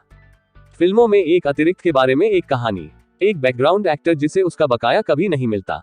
वह अपनी पहली कहानी को उसी पर आधारित करना चाहते थे क्योंकि उन्हें लगा कि यह एक ऐसा विषय है जो उनके दिल के बहुत करीब है। एक अभिनेता के रूप में जिसने खुद संघर्ष किया था, वह जानता था कि जब कुछ भी काम नहीं करता है तो विश्वास बनाए रखना कितना कठिन होता है। उनके बारे में लिख रहे हो? क्या आप लेखक बनने की सोच रहे हैं? वेड ने उनकी बातों को बहुत अजीब पाते हुए पूछा। एडन ने कभी भी इस तरह की किसी बात का जिक्र नहीं किया था। बिल्कुल नहीं, मैं सिर्फ शौक के तौर पर लिखना चाहता था। सोचा कि इससे मुझे अपना दिमाग काम से हटाने में मदद मिल सकती है। एडन ने झूठ बोला, वेड को कौशल बर्बाद नहीं करने के अपने वास्तविक इरादों के बारे में नहीं बताया। सौभाग्य से ऐसा लग रहा था कि वेड ने उनकी बातों को स्वीकार कर लिया। यह एक बुरा विचार नहीं है। आपके पास वह लेखक भी है जो आपको देखता है अगर हम आपको चश्मा देते हैं। वेड ने एडन पर अपनी आंखें घुमाई। वैसे भी, यदि आप वास्तव में एक उपन्यास लिख सकते हैं तो यह आपको एक और धार देगा और आपके प्रतिभाशाली युवा व्यक्तित्व में बहुत कुछ जोड़ देगा। एक की तलाश की शूटिंग जारी रही क्योंकि एडन ने रैप के बाद अपनी जीवन कहानी के बारे में हार्ले से बात करने का फैसला किया। सौभाग्य से हार्ले चालक दल के सदस्य के रूप में काम करना जारी रखने वाले थे, इसलिए उनके पास समय था। उसके साथ एडन ने अपने अभिनय पर अधिक ध्यान केंद्रित किया। काई ऑगस्ट या आर्थर रीव्स जैसे अपने पिछले पात्रों के विपरीत, अल गेलर अधिक विलक्षण और विकृत थे, और एडन ने उन्हें चित्रित करते समय बहुत अधिक विधि का उपयोग नहीं किया। ऐसा इसलिए था क्योंकि एक दृश्य को कई बार शूट किया गया था और मेथड एक्टिंग के साथ इसे जारी रखना उनके लिए काफी थका देने वाला था, इसलिए अंत में एडन वास्तव में इसके लिए नहीं गए। इसके बजाय उन्होंने शास्त्रीय अभिनय की ओर रुख किया, जो आमतौर पर रंगमंच में मंच प्रदर्शन के लिए उपयोग किया जाता है और हमेशा स्क्रीन के लिए बहुत ऊपर माना जाता था। लेकिन क्योंकि अल का पूरा चरित्र शीर्ष पर था, यह अभिनय पद्धति वास्तव में कुछ दृश्यों में चरित्र को फिट करती है। लेकिन अन्य दृश्यों में जहां अधिक भावनात्मक गहराई की आवश्यकता थी, एडन अधिक भावनात्मक प्रदर्शन के लिए गया जो बहुत ही सूक्ष्म था। हालांकि उनकी तल्लीनता ने उन्हें बहुत मदद की, चाहे वह किसी भी प्रकार का दृश्य कर रहे हो। इसी तरह शूटिंग चलती रही। आखिरकार 31 अगस्त को शूटिंग का फाइनल सीन बखूबी शूट किया गया। ठीक है सब लोग, यह एक लपेट है। आप सभी ने कड़ी मेहनत की। आखिरी सीन को ओके देने के बाद अमेलिया चिल्लाई और शूटिंग के अंत में सभी ने उत्साहित भाव दिखाए। बहुत सारे लोगों ने ताली बजाई क्योंकि खुशी का माहौल सभी को कवर कर गया। आखिरकार इतने दिनों के बाद शूटिंग खत्म हुई। सभी ने एडन को भी बधाई दी क्योंकि वह पिछले 3 एपिसोड की पूरी शूटिंग के दौरान सबसे अधिक दृश्यों वाले अभिनेता थे और उन्होंने बहुत मेहनत की थी। लेकिन उन्होंने बस लापरवाही से सभी को उनके समर्थन के लिए धन्यवाद दिया और हार्ले की ओर चल पड़े, जो एक कोने में ताली बजा रहा था। चैप्टर 148, तुम मेरे बारे में जानना चाहते हो? मुझे खेद है, मैं वास्तव में नहीं हूँ, मैं सीधा हूँ। मैं सिर्फ ये जानना चाहता हूँ कि आपने हॉलीवुड में एक अभिनेता के रूप में शुरुआत कैसे की। आपकी यात्रा और आपकी आकांक्षाएं कैसी रहीं? हार्ले के बारे में कोई अजीब विचार आने से पहले एडन ने समझाया। फिलहाल दोनों उस कैफे के पास बैठे थे जहां एक की तलाश की शूटिंग खत्म हुई थी। ब्रेंडन और अमेलिया के साथ अन्य क्रू और कास्ट सदस्य रैप का जश्न मनाने के लिए एक बार में गए थे। उन्होंने एडन को आमंत्रित किया था, लेकिन उन्होंने ये कहते हुए विनम्रता से मना कर दिया कि उनका एक और कार्यक्रम है। अमेलिया ने उसे आने के लिए बहुत जोर दिया, लेकिन उसके पास कोई चारा नहीं था। चूंकि वह कल टोरंटो के लिए उड़ान भरने जा रहा था, वह जल्द से जल्द हार्ले से बात करना चाहता था। उसे नहीं पता था कि अगर वह इस बार चूक गया तो उसे दूसरा मौका कब मिलेगा। आप उस सब के बारे में क्यों जानना चाहते हैं? क्या आप भी पत्रकार बनने की योजना बना रहे हैं? हार्ले ने स्थिति को बहुत अजीब और हास्यास्पद पाते हुए एक भान उठाए, लेकिन यह उसके लिए काफी दिलचस्प था कि वह इसे अपना थोड़ा सा समय दे। ऐसा नहीं है कि उसके पास करने के लिए और कुछ था। अगर एडन ने उसे बात करने के लिए आमंत्रित नहीं किया होता तो वह दूसरों के साथ बार में जाता और कुछ ड्रिंक्स के बाद चला जाता। कुछ ऐसा जो उन्होंने अपने पूरे करियर में बहुत कुछ किया था। एक पत्रकार नहीं बल्कि एक लेखक। दरअसल मैं एक किताब लिख रहा हूँ, एक संघर्षरत अभिनेता के बारे में, एक लघु उपन्यास की तरह। ओह, हार्ले ने अपनी आंखें चौड़ी कर ली। एडन उसे एक लेखक की तरह नहीं लगता था, लेकिन वह जानता था कि उसे रूप से न्याय नहीं करना चाहिए। यह एक दिलचस्प विषय है, लेकिन मैं ही क्यों? आपने खुद हॉलीवुड में संघर्ष किया है ना? उद्धरण चिन्ह योजक चिन्ह उद्धरण चिन्ह। मैंने किया, लेकिन मुझे 2 साल बाद मेरा ब्रेक मिला। ये बहुत कम समय है जब मैं इसकी तुलना अन्य अभिनेताओं से करता हूँ। आप कह सकते हैं कि मैं थोड़ा भाग्यशाली था। अपने मन में एडन ने जोड़ा, और मुझे भी एक सिस्टम मिला। तो आप अन्य लोगों से एक अतिरिक्त के संघर्षों में अधिक अंतर्दृष्टि प्राप्त करने के लिए उनकी यात्रा के बारे में पूछ रहे हैं। आप ऐसा कह सकते हैं। वह इतना कह ही रहा था कि तभी एक वेटर 2 कप कॉफी लेकर आ गया। एडन ने उसे धन्यवाद दिया और हार्ले को देखते हुए गर्म कॉफी की चुस्की ली, जो किसी तरह के विचार में लग रहा था। यह कोई बड़ी बात नहीं है, और किसी ने भी मुझसे अब तक मेरी कहानी के बारे में नहीं पूछा। सावधानीपूर्वक विचार विमर्श के बाद हार्ले ने अपने मन में सोचा, ठीक है, मैं आपके किसी भी प्रश्न का उत्तर दे सकता हूँ। मैं इसे एक साक्षात्कार के रूप में लूंगा। उसने अपना सिर हिलाया और एडन के चेहरे पर तुरंत मुस्कान आ गई। अगर हार्ले ने रिजेक्ट कर दिया होता तो वह मुश्किल में पड़ जाते। बिना समय गवाए उसने एक छोटा सा नोटपैड निकाला जिसमें उसने कुछ प्रश्न लिखे थे जो वह उससे पूछना चाहता था। उनमें उन्होंने सबसे महत्वपूर्ण सवाल पहले पूछने का फैसला किया। आप वास्तव में फिल्मों और अभिनय में कैसे आए? ये पहली नजर का प्यार था। हार्ले हंसा। मैंने जो पहली फिल्म देखी वो सिनेमा की दुनिया थी। आपको इसके बारे में पता होना चाहिए। इसने मुझे तुरंत फिल्मों और अभिनय की ओर आकर्षित किया। यह एक अच्छी फिल्म है, एडन ने कहा, और हार्ले ने सिर हिलाया। उनकी आंखों में पुरानी यादें स्पष्ट रूप से दिखाई दे रही थी। सिनेमा की दुनिया 1992 में रिलीज हुई एक फिल्म थी। यह एक युवा लड़के की एक पुराने निर्देशक के साथ दोस्ती के बारे में थी और कैसे वह फिल्मों से परिचित हुआ और अंत में एक अभिनेता बनने का फैसला किया। यह एक बहुत ही प्रेरणादायक फिल्म थी और उम्र की सबसे अच्छी कहानियों में से एक थी, इतना कि यह उस वर्ष ऑस्कर और अन्य अवार्ड शो में सर्वश्रेष्ठ पिक्चर का पुरस्कार जीतने में सफल रही। वैसे भी फिल्म ने तुरंत मुझे अभिनय की ओर आकर्षित किया। मैं फिल्मों का दीवाना हो गया। मैंने वास्तव में ब्रेक पर मुफ्त फिल्में देखने के लिए डीवीडी किराए पर लेने की दुकान पर नौकरी की भीख मांगी। वास्तव में वह मेरा वेतन था, हार्ले ने उत्साह से कहा, और एडन ने समय समय पर प्रश्न पूछते हुए सुना। मैं उसके बाद थिएटर में आ गया। यह कोई अच्छी भूमिका नहीं थी। मुझे बस पीछे खड़े होने की जरूरत थी, लेकिन सीखने के लिए बहुत कुछ था। मैं मुख्य अभिनेताओं की बातों को ध्यान से सुनता था, एक बेहतर अभिनेता बनने के लिए सुराग पाने की कोशिश करता था। इससे पहले कि मैं बहुत अधीर हो गया और एलए भाग गया, हाई स्कूल तक चला। आप घर से भाग गए। मैंने एक पत्र छोड़ा है। मेरा बूढ़ा आदमी खुश नहीं था क्योंकि वह चाहता था कि मैं उसकी तरह एक पुलिसकर्मी बनूं, लेकिन मैं अपने सपनों का पीछा करने में व्यस्त था। हार्ले ने वाक्य के अंत में एक आह भरी। तब से कहानी थोड़ी निराशाजनक हो गई क्योंकि उसने अंततः अपने लिए हॉलीवुड का अनुभव किया। एक शब्द में, यह मोटा था, बहुत ज्यादा। पहले कुछ महीनों के लिए मैं बेघर था, इससे पहले कि एक अच्छे आदमी ने मुझे अपने स्टोर में नौकरी दी। उसके बाद मैं कम से कम खा तो पा रहा था। मैंने अभी भी स्टूडियो के चक्कर लगाए और अभिनेता के गिल्ड में खुद को पंजीकृत करने के लिए पैसे बचाए, लेकिन इससे ज्यादा मदद नहीं मिली। हर ओपन ऑडिशन में मुझे रिजेक्ट कर दिया गया। आपको कभी अच्छी भूमिका नहीं मिली? एडन ने पूछा। उन्होंने महसूस किया कि हार्ले के जुनून ने कम से कम एक व्यक्ति को प्रेरित किया होगा। मैंने किया, एक से ज्यादा बार, लेकिन उन्हें ज्यादातर अधिक लोकप्रिय अभिनेताओं या यहाँ तक कि अभिनेताओं के लिए ले जाया गया जो कुछ निर्माताओं या निर्देशकों से संबंधित थे। उन्होंने कहा कि यह हॉलीवुड है। जब तक आप खुद को बड़े पर्दे पर नहीं देखते तब तक विश्वास न करें कि आप एक फिल्म में हैं। मेरा जीवन ऐसे ही चलता रहा और मैं अंततः एक अतिरिक्त होने के लिए तैयार हो गया। एडन ने याद किया कि टॉयलर रीड और उसके साथ क्या हुआ था जब हार्ले ने कहा था। उसने महसूस किया कि वह बहुत भाग्यशाली है कि वह काय की भूमिका निभाने में कामयाब रहा।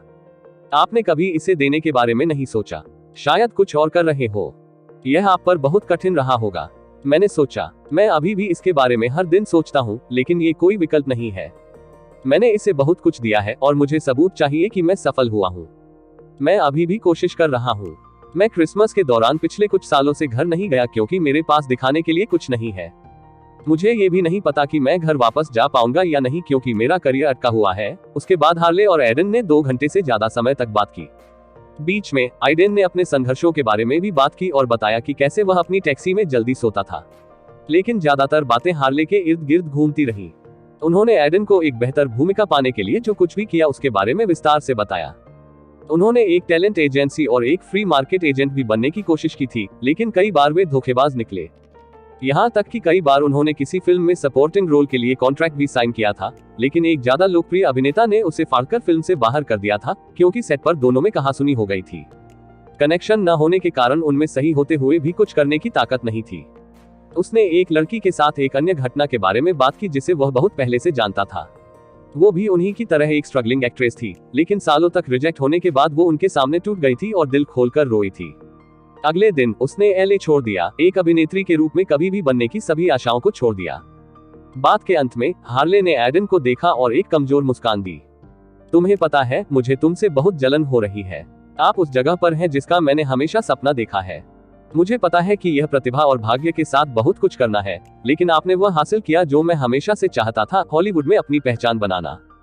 लेकिन ये सिर्फ ईर्ष्या नहीं है, मैं भी आपकी प्रशंसा करता हूँ। ये सुनते ही एडन ने अपना सिर नीचे कर लिया और एक गहरी सांस ली। हार्ले के जीवन की कहानी सुनकर उनके विचार कुछ अस्त व्यस्त हो गए। मेरे यहाँ आने का एक बड़ा कारण मेरे सिस्टम और मुझे मिले मौकों की वजह से है। इसके बिना मैं तुमसे भी बदतर हो सकता हूँ।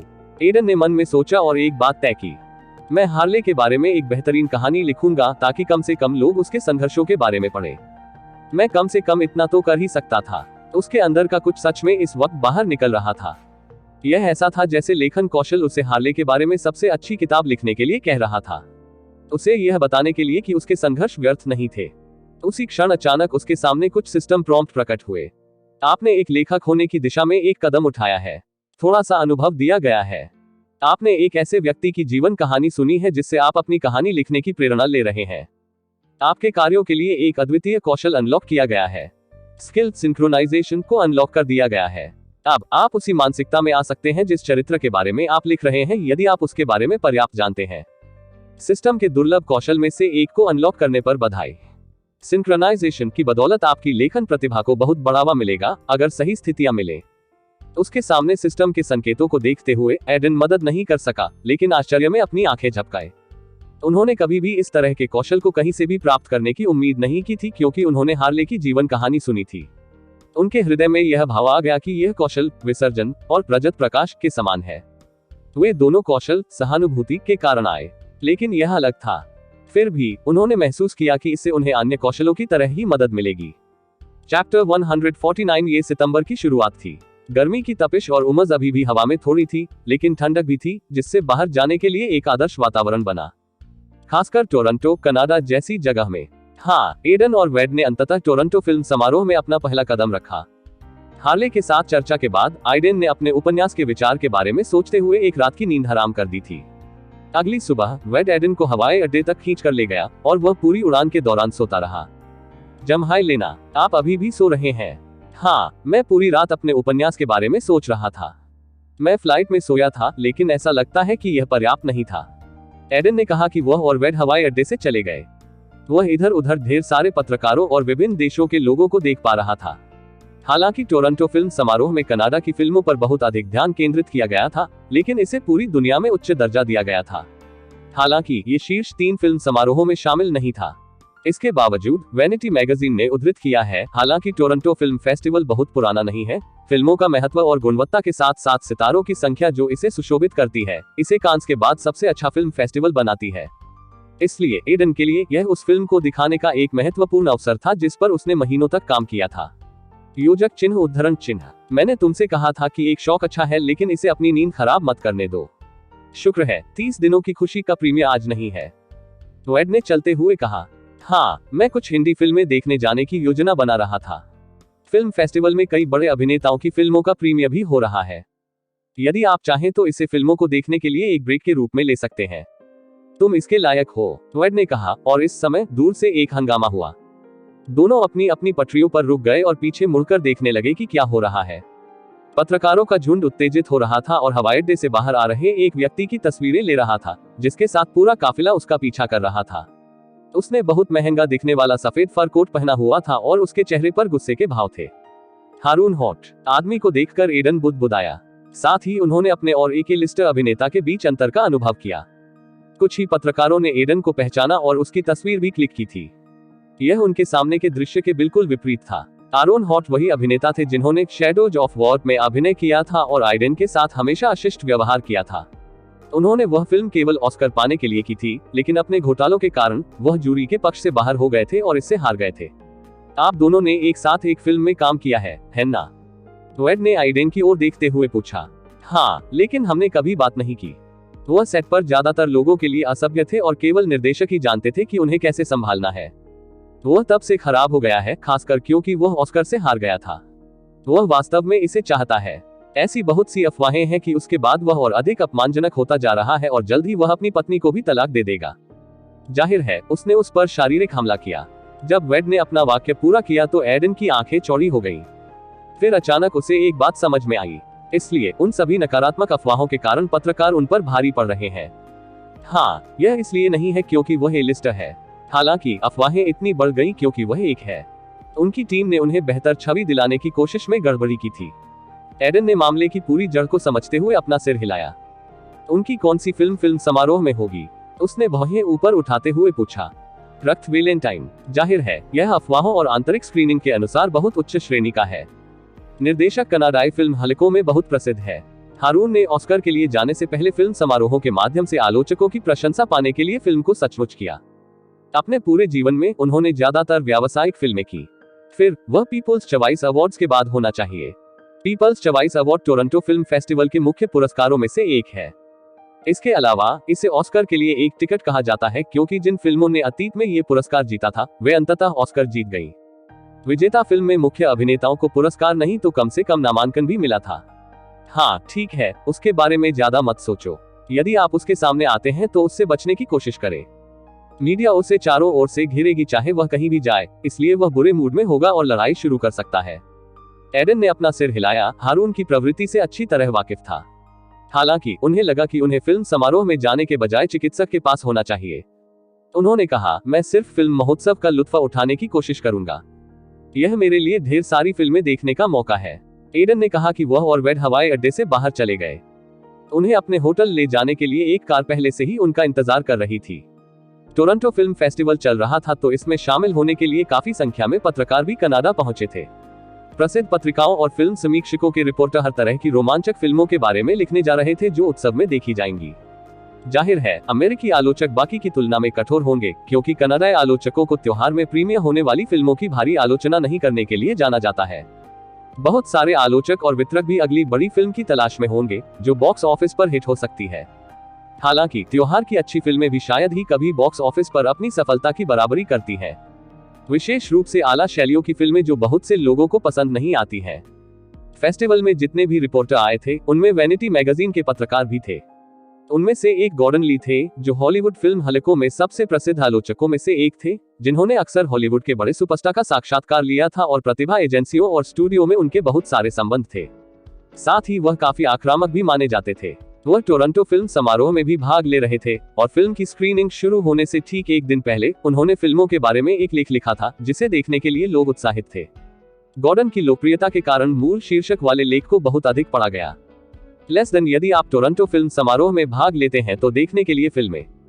Greater than Toronto film festival Canada का सबसे बड़ा मूवी फेस्ट है और गुरुवार को कई लोकप्रिय हॉलीवुड सेलेब्स और जाने माने फिल्म निर्माताओं ने अपने कदमों से फेस्टिवल की शोभा बढ़ाई।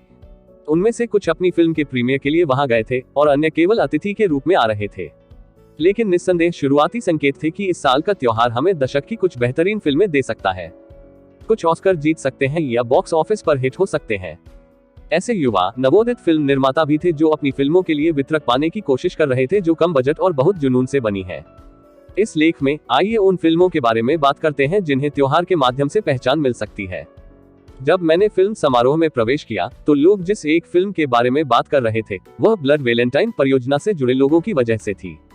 कई लोग इसे पहले से ही विजेता भी कह रहे हैं, लेकिन इसकी विशिष्ट शैली लोगों को इस पर बहुत अधिक खर्च करने से रोक सकती है यदि इसे दुनिया भर में रिलीज किया जाता है। लेकिन एक त्योहार फिल्म के लिए कोई रोक नहीं है।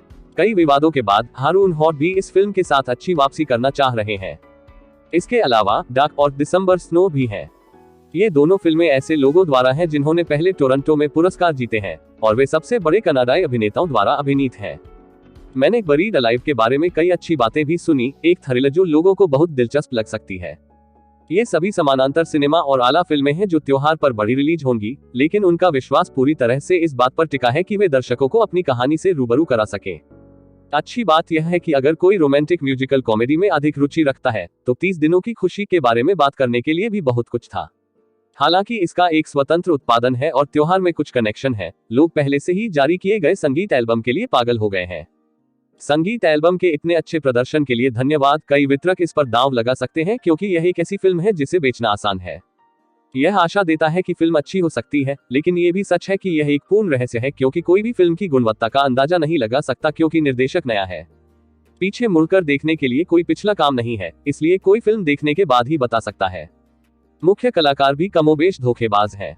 उनमें से एक, एडन सिल्वरे, एक अभिनेता की तुलना में एक गायक अधिक है और व्यापक मान्यता प्राप्त करने के लिए फिल्मों में अपना रास्ता बनाने की कोशिश कर रहा है। हालांकि उन्होंने साउंड ट्रैक के साथ अच्छा किया, कोई उनसे यह उम्मीद नहीं कर सकता कि वे पूरी फिल्म को अपने कंधों पर ले लेंगे। मेरे विचार में वह नेतृत्व करने के लिए बहुत कच्चा है। महिला प्रधान केटी ब्रूक्स उन सभी में सबसे प्रसिद्ध होने के बावजूद उनकी व्यावसायिक भूमिकाओं को उनके अभिनय कौशल के लिए कोई व्यापक प्रशंसा नहीं मिली है और हो सकता है कि यह फिल्म उन्हें सुधारने की कोशिश कर रही हो। लेकिन मैंने उसे क्या देखा है, वह एक अच्छी अभिनेत्री नहीं है और यह फिल्म ये साबित कर सकती है। मेरे लिए ये या तो हिट या मिस होने वाला है। चैप्टर 150 एडन के सामने बड़े पर्दे पर एक हैंडसम आदमी अपना सीना पकड़कर रो रहा था। वह जल रहे कमरे के फर्श पर बैठा था। उनकी आंखें सामने एक महिला के चित्र को देखती रह गईं। मौत का इंतजार करते वक्त उनकी आंखों में दर्द और पीड़ा साफ देखी जा सकती थी। आग ने उस आदमी को धीरे धीरे घेर लिया क्योंकि वह मुस्कुरा रहा था, उस मौत से नफरत नहीं कर रहा था जो धीरे धीरे उसे गले लगा रही थी। जाहिर है उसने जीना छोड़ दिया था और अपनी मौत को स्वीकार कर लिया था, लेकिन उसकी नजर में यह उसके प्यार के लायक था। जैसे ही आदमी जलकर मरा, स्क्रीन काली हो गई क्योंकि इससे फिल्म का शीर्षक पता चला। रक्त वैलेंटाइन विंसेंट मोनरेल की एक फिल्म। इसके बाद क्रेडिट लुढ़क गया क्योंकि दर्शकों में कुछ लोगों ने ताली बजाई। उनमें से कई लोगों को फिल्म पसंद आई और दर्शकों में बैठे एडन को कहना पड़ा कि प्रदर्शन और कथानक बहुत अच्छा था। हारून हॉट में महान प्रतिभा है, केवल अगर वह मानसिक रूप से अपने सिर में सामान्य था, उन्होंने अपने मन में सोचा जब वे दर्शकों के साथ बाहर जा रहे थे। उनके अलावा लियो, जो उनके साथ फिल्म देख रहा था, आहें भर रहा था। क्या हुआ तुझे? आपको फिल्म पसंद नहीं आई? एडन ने लियो के खट्टे मिजाज को देखते हुए पूछा। ऐसा नहीं है, फिल्म अच्छी है, यही कारण है कि मैं ऐसा भी हूँ। मुझे पूरा यकीन है कि यह पीपल्स चॉइस अवार्ड जीतने वाली फिल्म होगी। यहाँ लोगों की संख्या देखें, ये तो ज्यादा है। हर प्रेस फिल्म के बारे में बात कर रहा है, यहाँ तक कि आरोन हॉट का नकारात्मक प्रचार भी इसमें मदद कर रहा है। उद्धरण चिन्ह योजक चिन्ह। लियो ने थिएटर के चारों ओर देखा। ये लोगों से खचाखच भरा हुआ था। ब्लड वैलेंटाइन का प्रीमियर कल ही हुआ था और प्रेस पहले से ही इस पर बहुत सारे अच्छे लेख लिख रहा था। इसलिए रिलीज से पहले इसे जो पब्लिसिटी मिल रही थी वो तो बहुत थी, लेकिन अब पब्लिक रिएक्शन भी आउट हो गया था और ये काफी पॉजिटिव था। ठीक है, मीडिया एक चीज है, लियो, एडन ने थिएटर छोड़ने के बाद कहा। पीपल्स चॉइस अवार्ड में वास्तव में जूरी नहीं होती है, इसलिए मीडिया और कनेक्शन मदद नहीं करेंगे। ये फिल्म के प्रति लोगों की प्रतिक्रिया के बारे में है। मुझे पता है, लेकिन मैंने सुना है कि 90% से अधिक लोगों ने फिल्म को पसंद किया है। ये बहुत ज्यादा है। मुझे ये भी नहीं पता कि हम अपनी सीटें भर पाएंगे या नहीं। लोगों को हमारी फिल्म के बारे में जागरूक करने के लिए हमें बहुत अच्छी प्रेस नहीं मिल रही है। मुझे लगता है कि तुम सिर्फ पागल हो। केटी पहले ही काफी इंटरव्यू कर रही है, यहाँ तक कि मैंने कल उनमें से बहुत कुछ किया। हम जानते हैं कि फिल्म अच्छी है, इसलिए प्रीमियर के बाद शायद बहुत से लोग इसे देखने आएंगे। मैं नहीं जानता। एडन द्वारा उसे सांत्वना देने की कोशिश करने के बाद भी लियो की भौहें तनी रही। उनका व्यामोह अपने चरम पर था क्योंकि 30 दिनों की खुशी कल रिलीज होने वाली थी। 2 स्क्रीनिंग होंगी, एक प्रेस के साथ और फिर उन दर्शकों के साथ जो फिल्म समारोह में आए थे। दोनों ही उनके लिए बहुत महत्वपूर्ण थे, खासकर प्रेस के साथ स्क्रीनिंग। प्रेस से एक अच्छी समीक्षा बहुत आगे जाएगी। चलो आशा करते हैं कि यह सब अच्छा हो, लियो ने एक गहरी सांस लेते हुए कहा। वैसे भी आज आपका एक और इंटरव्यू है ना? उनमें से 3 लोग। एडन सिकोरी। उसने सोचा कि उसके पास यहाँ प्रीमियर होने वाली हर फिल्म को देखने का समय होगा, लेकिन अपने होटल पहुंचने के बाद उन्होंने पाया कि उनके लिए कई साक्षात्कार निर्धारित किए गए थे। ये फिल्म से पहले मीडिया से कुछ अटेंशन पाने के लिए था। हालांकि यह शीर्ष सितारों या प्रशंसित निर्देशकों की फिल्मों जितना नहीं था। 30 दिनों की खुशी साउंड ट्रैक के लिए अभी भी थोड़ा ध्यान आकर्षित कर रहा था। उसने ये कहकर खुद को सांत्वना दी थी कि उसकी स्थिति केटी से बहुत बेहतर है। जाहिरा तौर पर केटी की एजेंसी ने उसे हर संभव साक्षात्कार करने के लिए प्रेरित किया ताकि वह सुर्खियों में रहे। यह शायद एक बड़ी एजेंसी से होने का बुरा पक्ष था। मुझे पता है कि यह कठिन है, लेकिन मैं बहुत सारे साक्षात्कार भी कर रहा हूँ। आप शांत भी दिखते हैं, जैसे बरसों से फिल्म फेस्टिवल में घूम रहे हो। हैक, तुम इतने शांत क्यों दिख रहे हो? लियो ने अचानक उसे घूरते हुए पूछा, जबकि एडन ने उसके गाल को खरोंच दिया। मैं भी घबरा रहा हूँ। मुख्य भूमिका के तौर पर यह मेरी पहली फिल्म है। आप जानते हैं कि वे कहते हैं कि यह सब दिखाने के बारे में है। मैं नर्वस महसूस करता हूं, लेकिन मैं इसे दिखाने की कोशिश नहीं कर रहा हूं। वह परम सत्य था। एडन लगभग लियो की तरह नर्वस था, अगर ज्यादा नहीं। लेकिन वह दिखा नहीं रहे थे, इसलिए बेहद शांत नजर आए। अगर तुम कहते हो तो। बहरहाल इंटरव्यू खत्म कीजिए और कल की तैयारी कीजिए। यह एक बड़ा दिन होने जा रहा है, लियो ने कहा और एडन ने सिर हिलाया।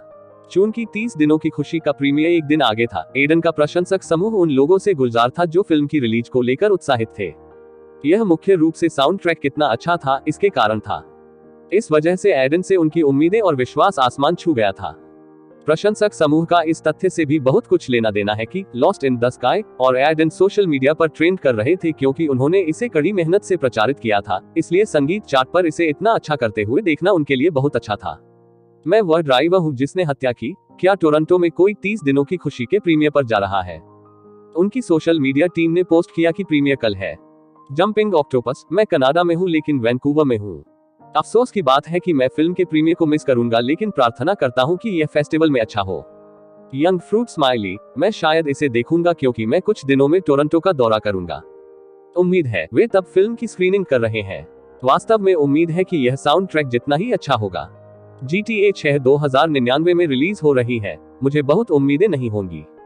साउंड ट्रैक बढ़िया है, लेकिन मुझे लगता है कि फिल्म औसत दर्जे की होगी। काई ने मुझे इतना प्रभावित किया कि मैं अनुमान लगा सकता हूं कि एडन उसके बगल वाले व्यक्ति को कब मार देगा, भले ही मुझे पता हो वह एक अलग किरदार निभा रहा है। एक डरावनी फिल्म करें। मैं प्रीमियर का इंतजार कर रहा हूं। मुझे वास्तव में उम्मीद है कि कम से कम उत्तरी अमेरिका में उनकी बड़ी रिलीज होगी। हॉलीवुड इनसाइडर, उनके पास पक्का होगा। शीर्षक और गीतों से यह कहना आसान हो जाता है कि फिल्म सीधे व्यावसायिक के बीच में है। यह वितरकों के हित में होगा, लेकिन वे OTT रिलीज का विकल्प चुन सकते थे, ये देखते हुए कि फिल्म बॉक्स ऑफिस पर कोई खींचतान नहीं होने के कारण बॉक्स ऑफिस पर पिट सकती है। व्यावसायिक दिमाग। हकुना माता, जब तक मैं फिल्म नहीं देख सकता तब तक मुझे थिएटर या स्ट्रीमिंग रिलीज की परवाह नहीं है। मैं वास्तव में कुछ अच्छे रोम कॉम के लिए तरस रहा हूँ। IT गर्ल, मैं इसे टोरंटो में देखूंगी। फिल्म के अंत में कम महत्वपूर्ण उम्मीद, एडन ने कहा कि इसे लड़की को चोदो और प्यार से धोखा महसूस करने के कारण एक गैंगस्टर के रास्ते में बदल गया, अंततः वह बन गया जिसे हम काई के रूप में जानते हैं। चैट JP नोवेल रीडर 34, अफसोस की बात है यह नहीं कहा जाता है कि मुझे मेरे क्रश ने अस्वीकार कर दिया था, इसलिए मैं एक गैंगस्टर बन गया।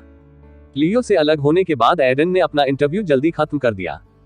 साक्षात्कारों में अधिकांश प्रश्न बहुत नीरस थे और लगभग हर साक्षात्कारकर्ता ने विशुद्ध रूप से फिल्म के साउंड ट्रैक पर ध्यान केंद्रित किया। यह ऐसा था जैसे उन्होंने मुख्य भूमिका निभाने के बावजूद एडन को एक अभिनेता के बजाय एक गायक के रूप में माना। ये कुछ ऐसा था जिसके बारे में वेड ने उन्हें आगाह किया था। ब्लैक सैंड्स में उनकी प्रशंसित भूमिका के बावजूद मीडिया ने एडन को एक अभिनेता के रूप में ज्यादा नहीं लिया, मुख्यतः क्योंकि उनके पास खुद को दिखाने के लिए बहुत काम नहीं था। यह एक ऐसा मुद्दा था जो समय के साथ ही गायब हो जाएगा क्योंकि एडन की अधिक से अधिक फिल्में सामने आएंगी और लोग उन्हें एक अभिनेता के रूप में समान रूप से देखेंगे, न कि केवल एक गायक के रूप में जो अभिनय में हाथ आजमा रहे हैं। अगले दिन एडन प्रीमियर के लिए खुद को तैयार करने के लिए जल्दी उठे।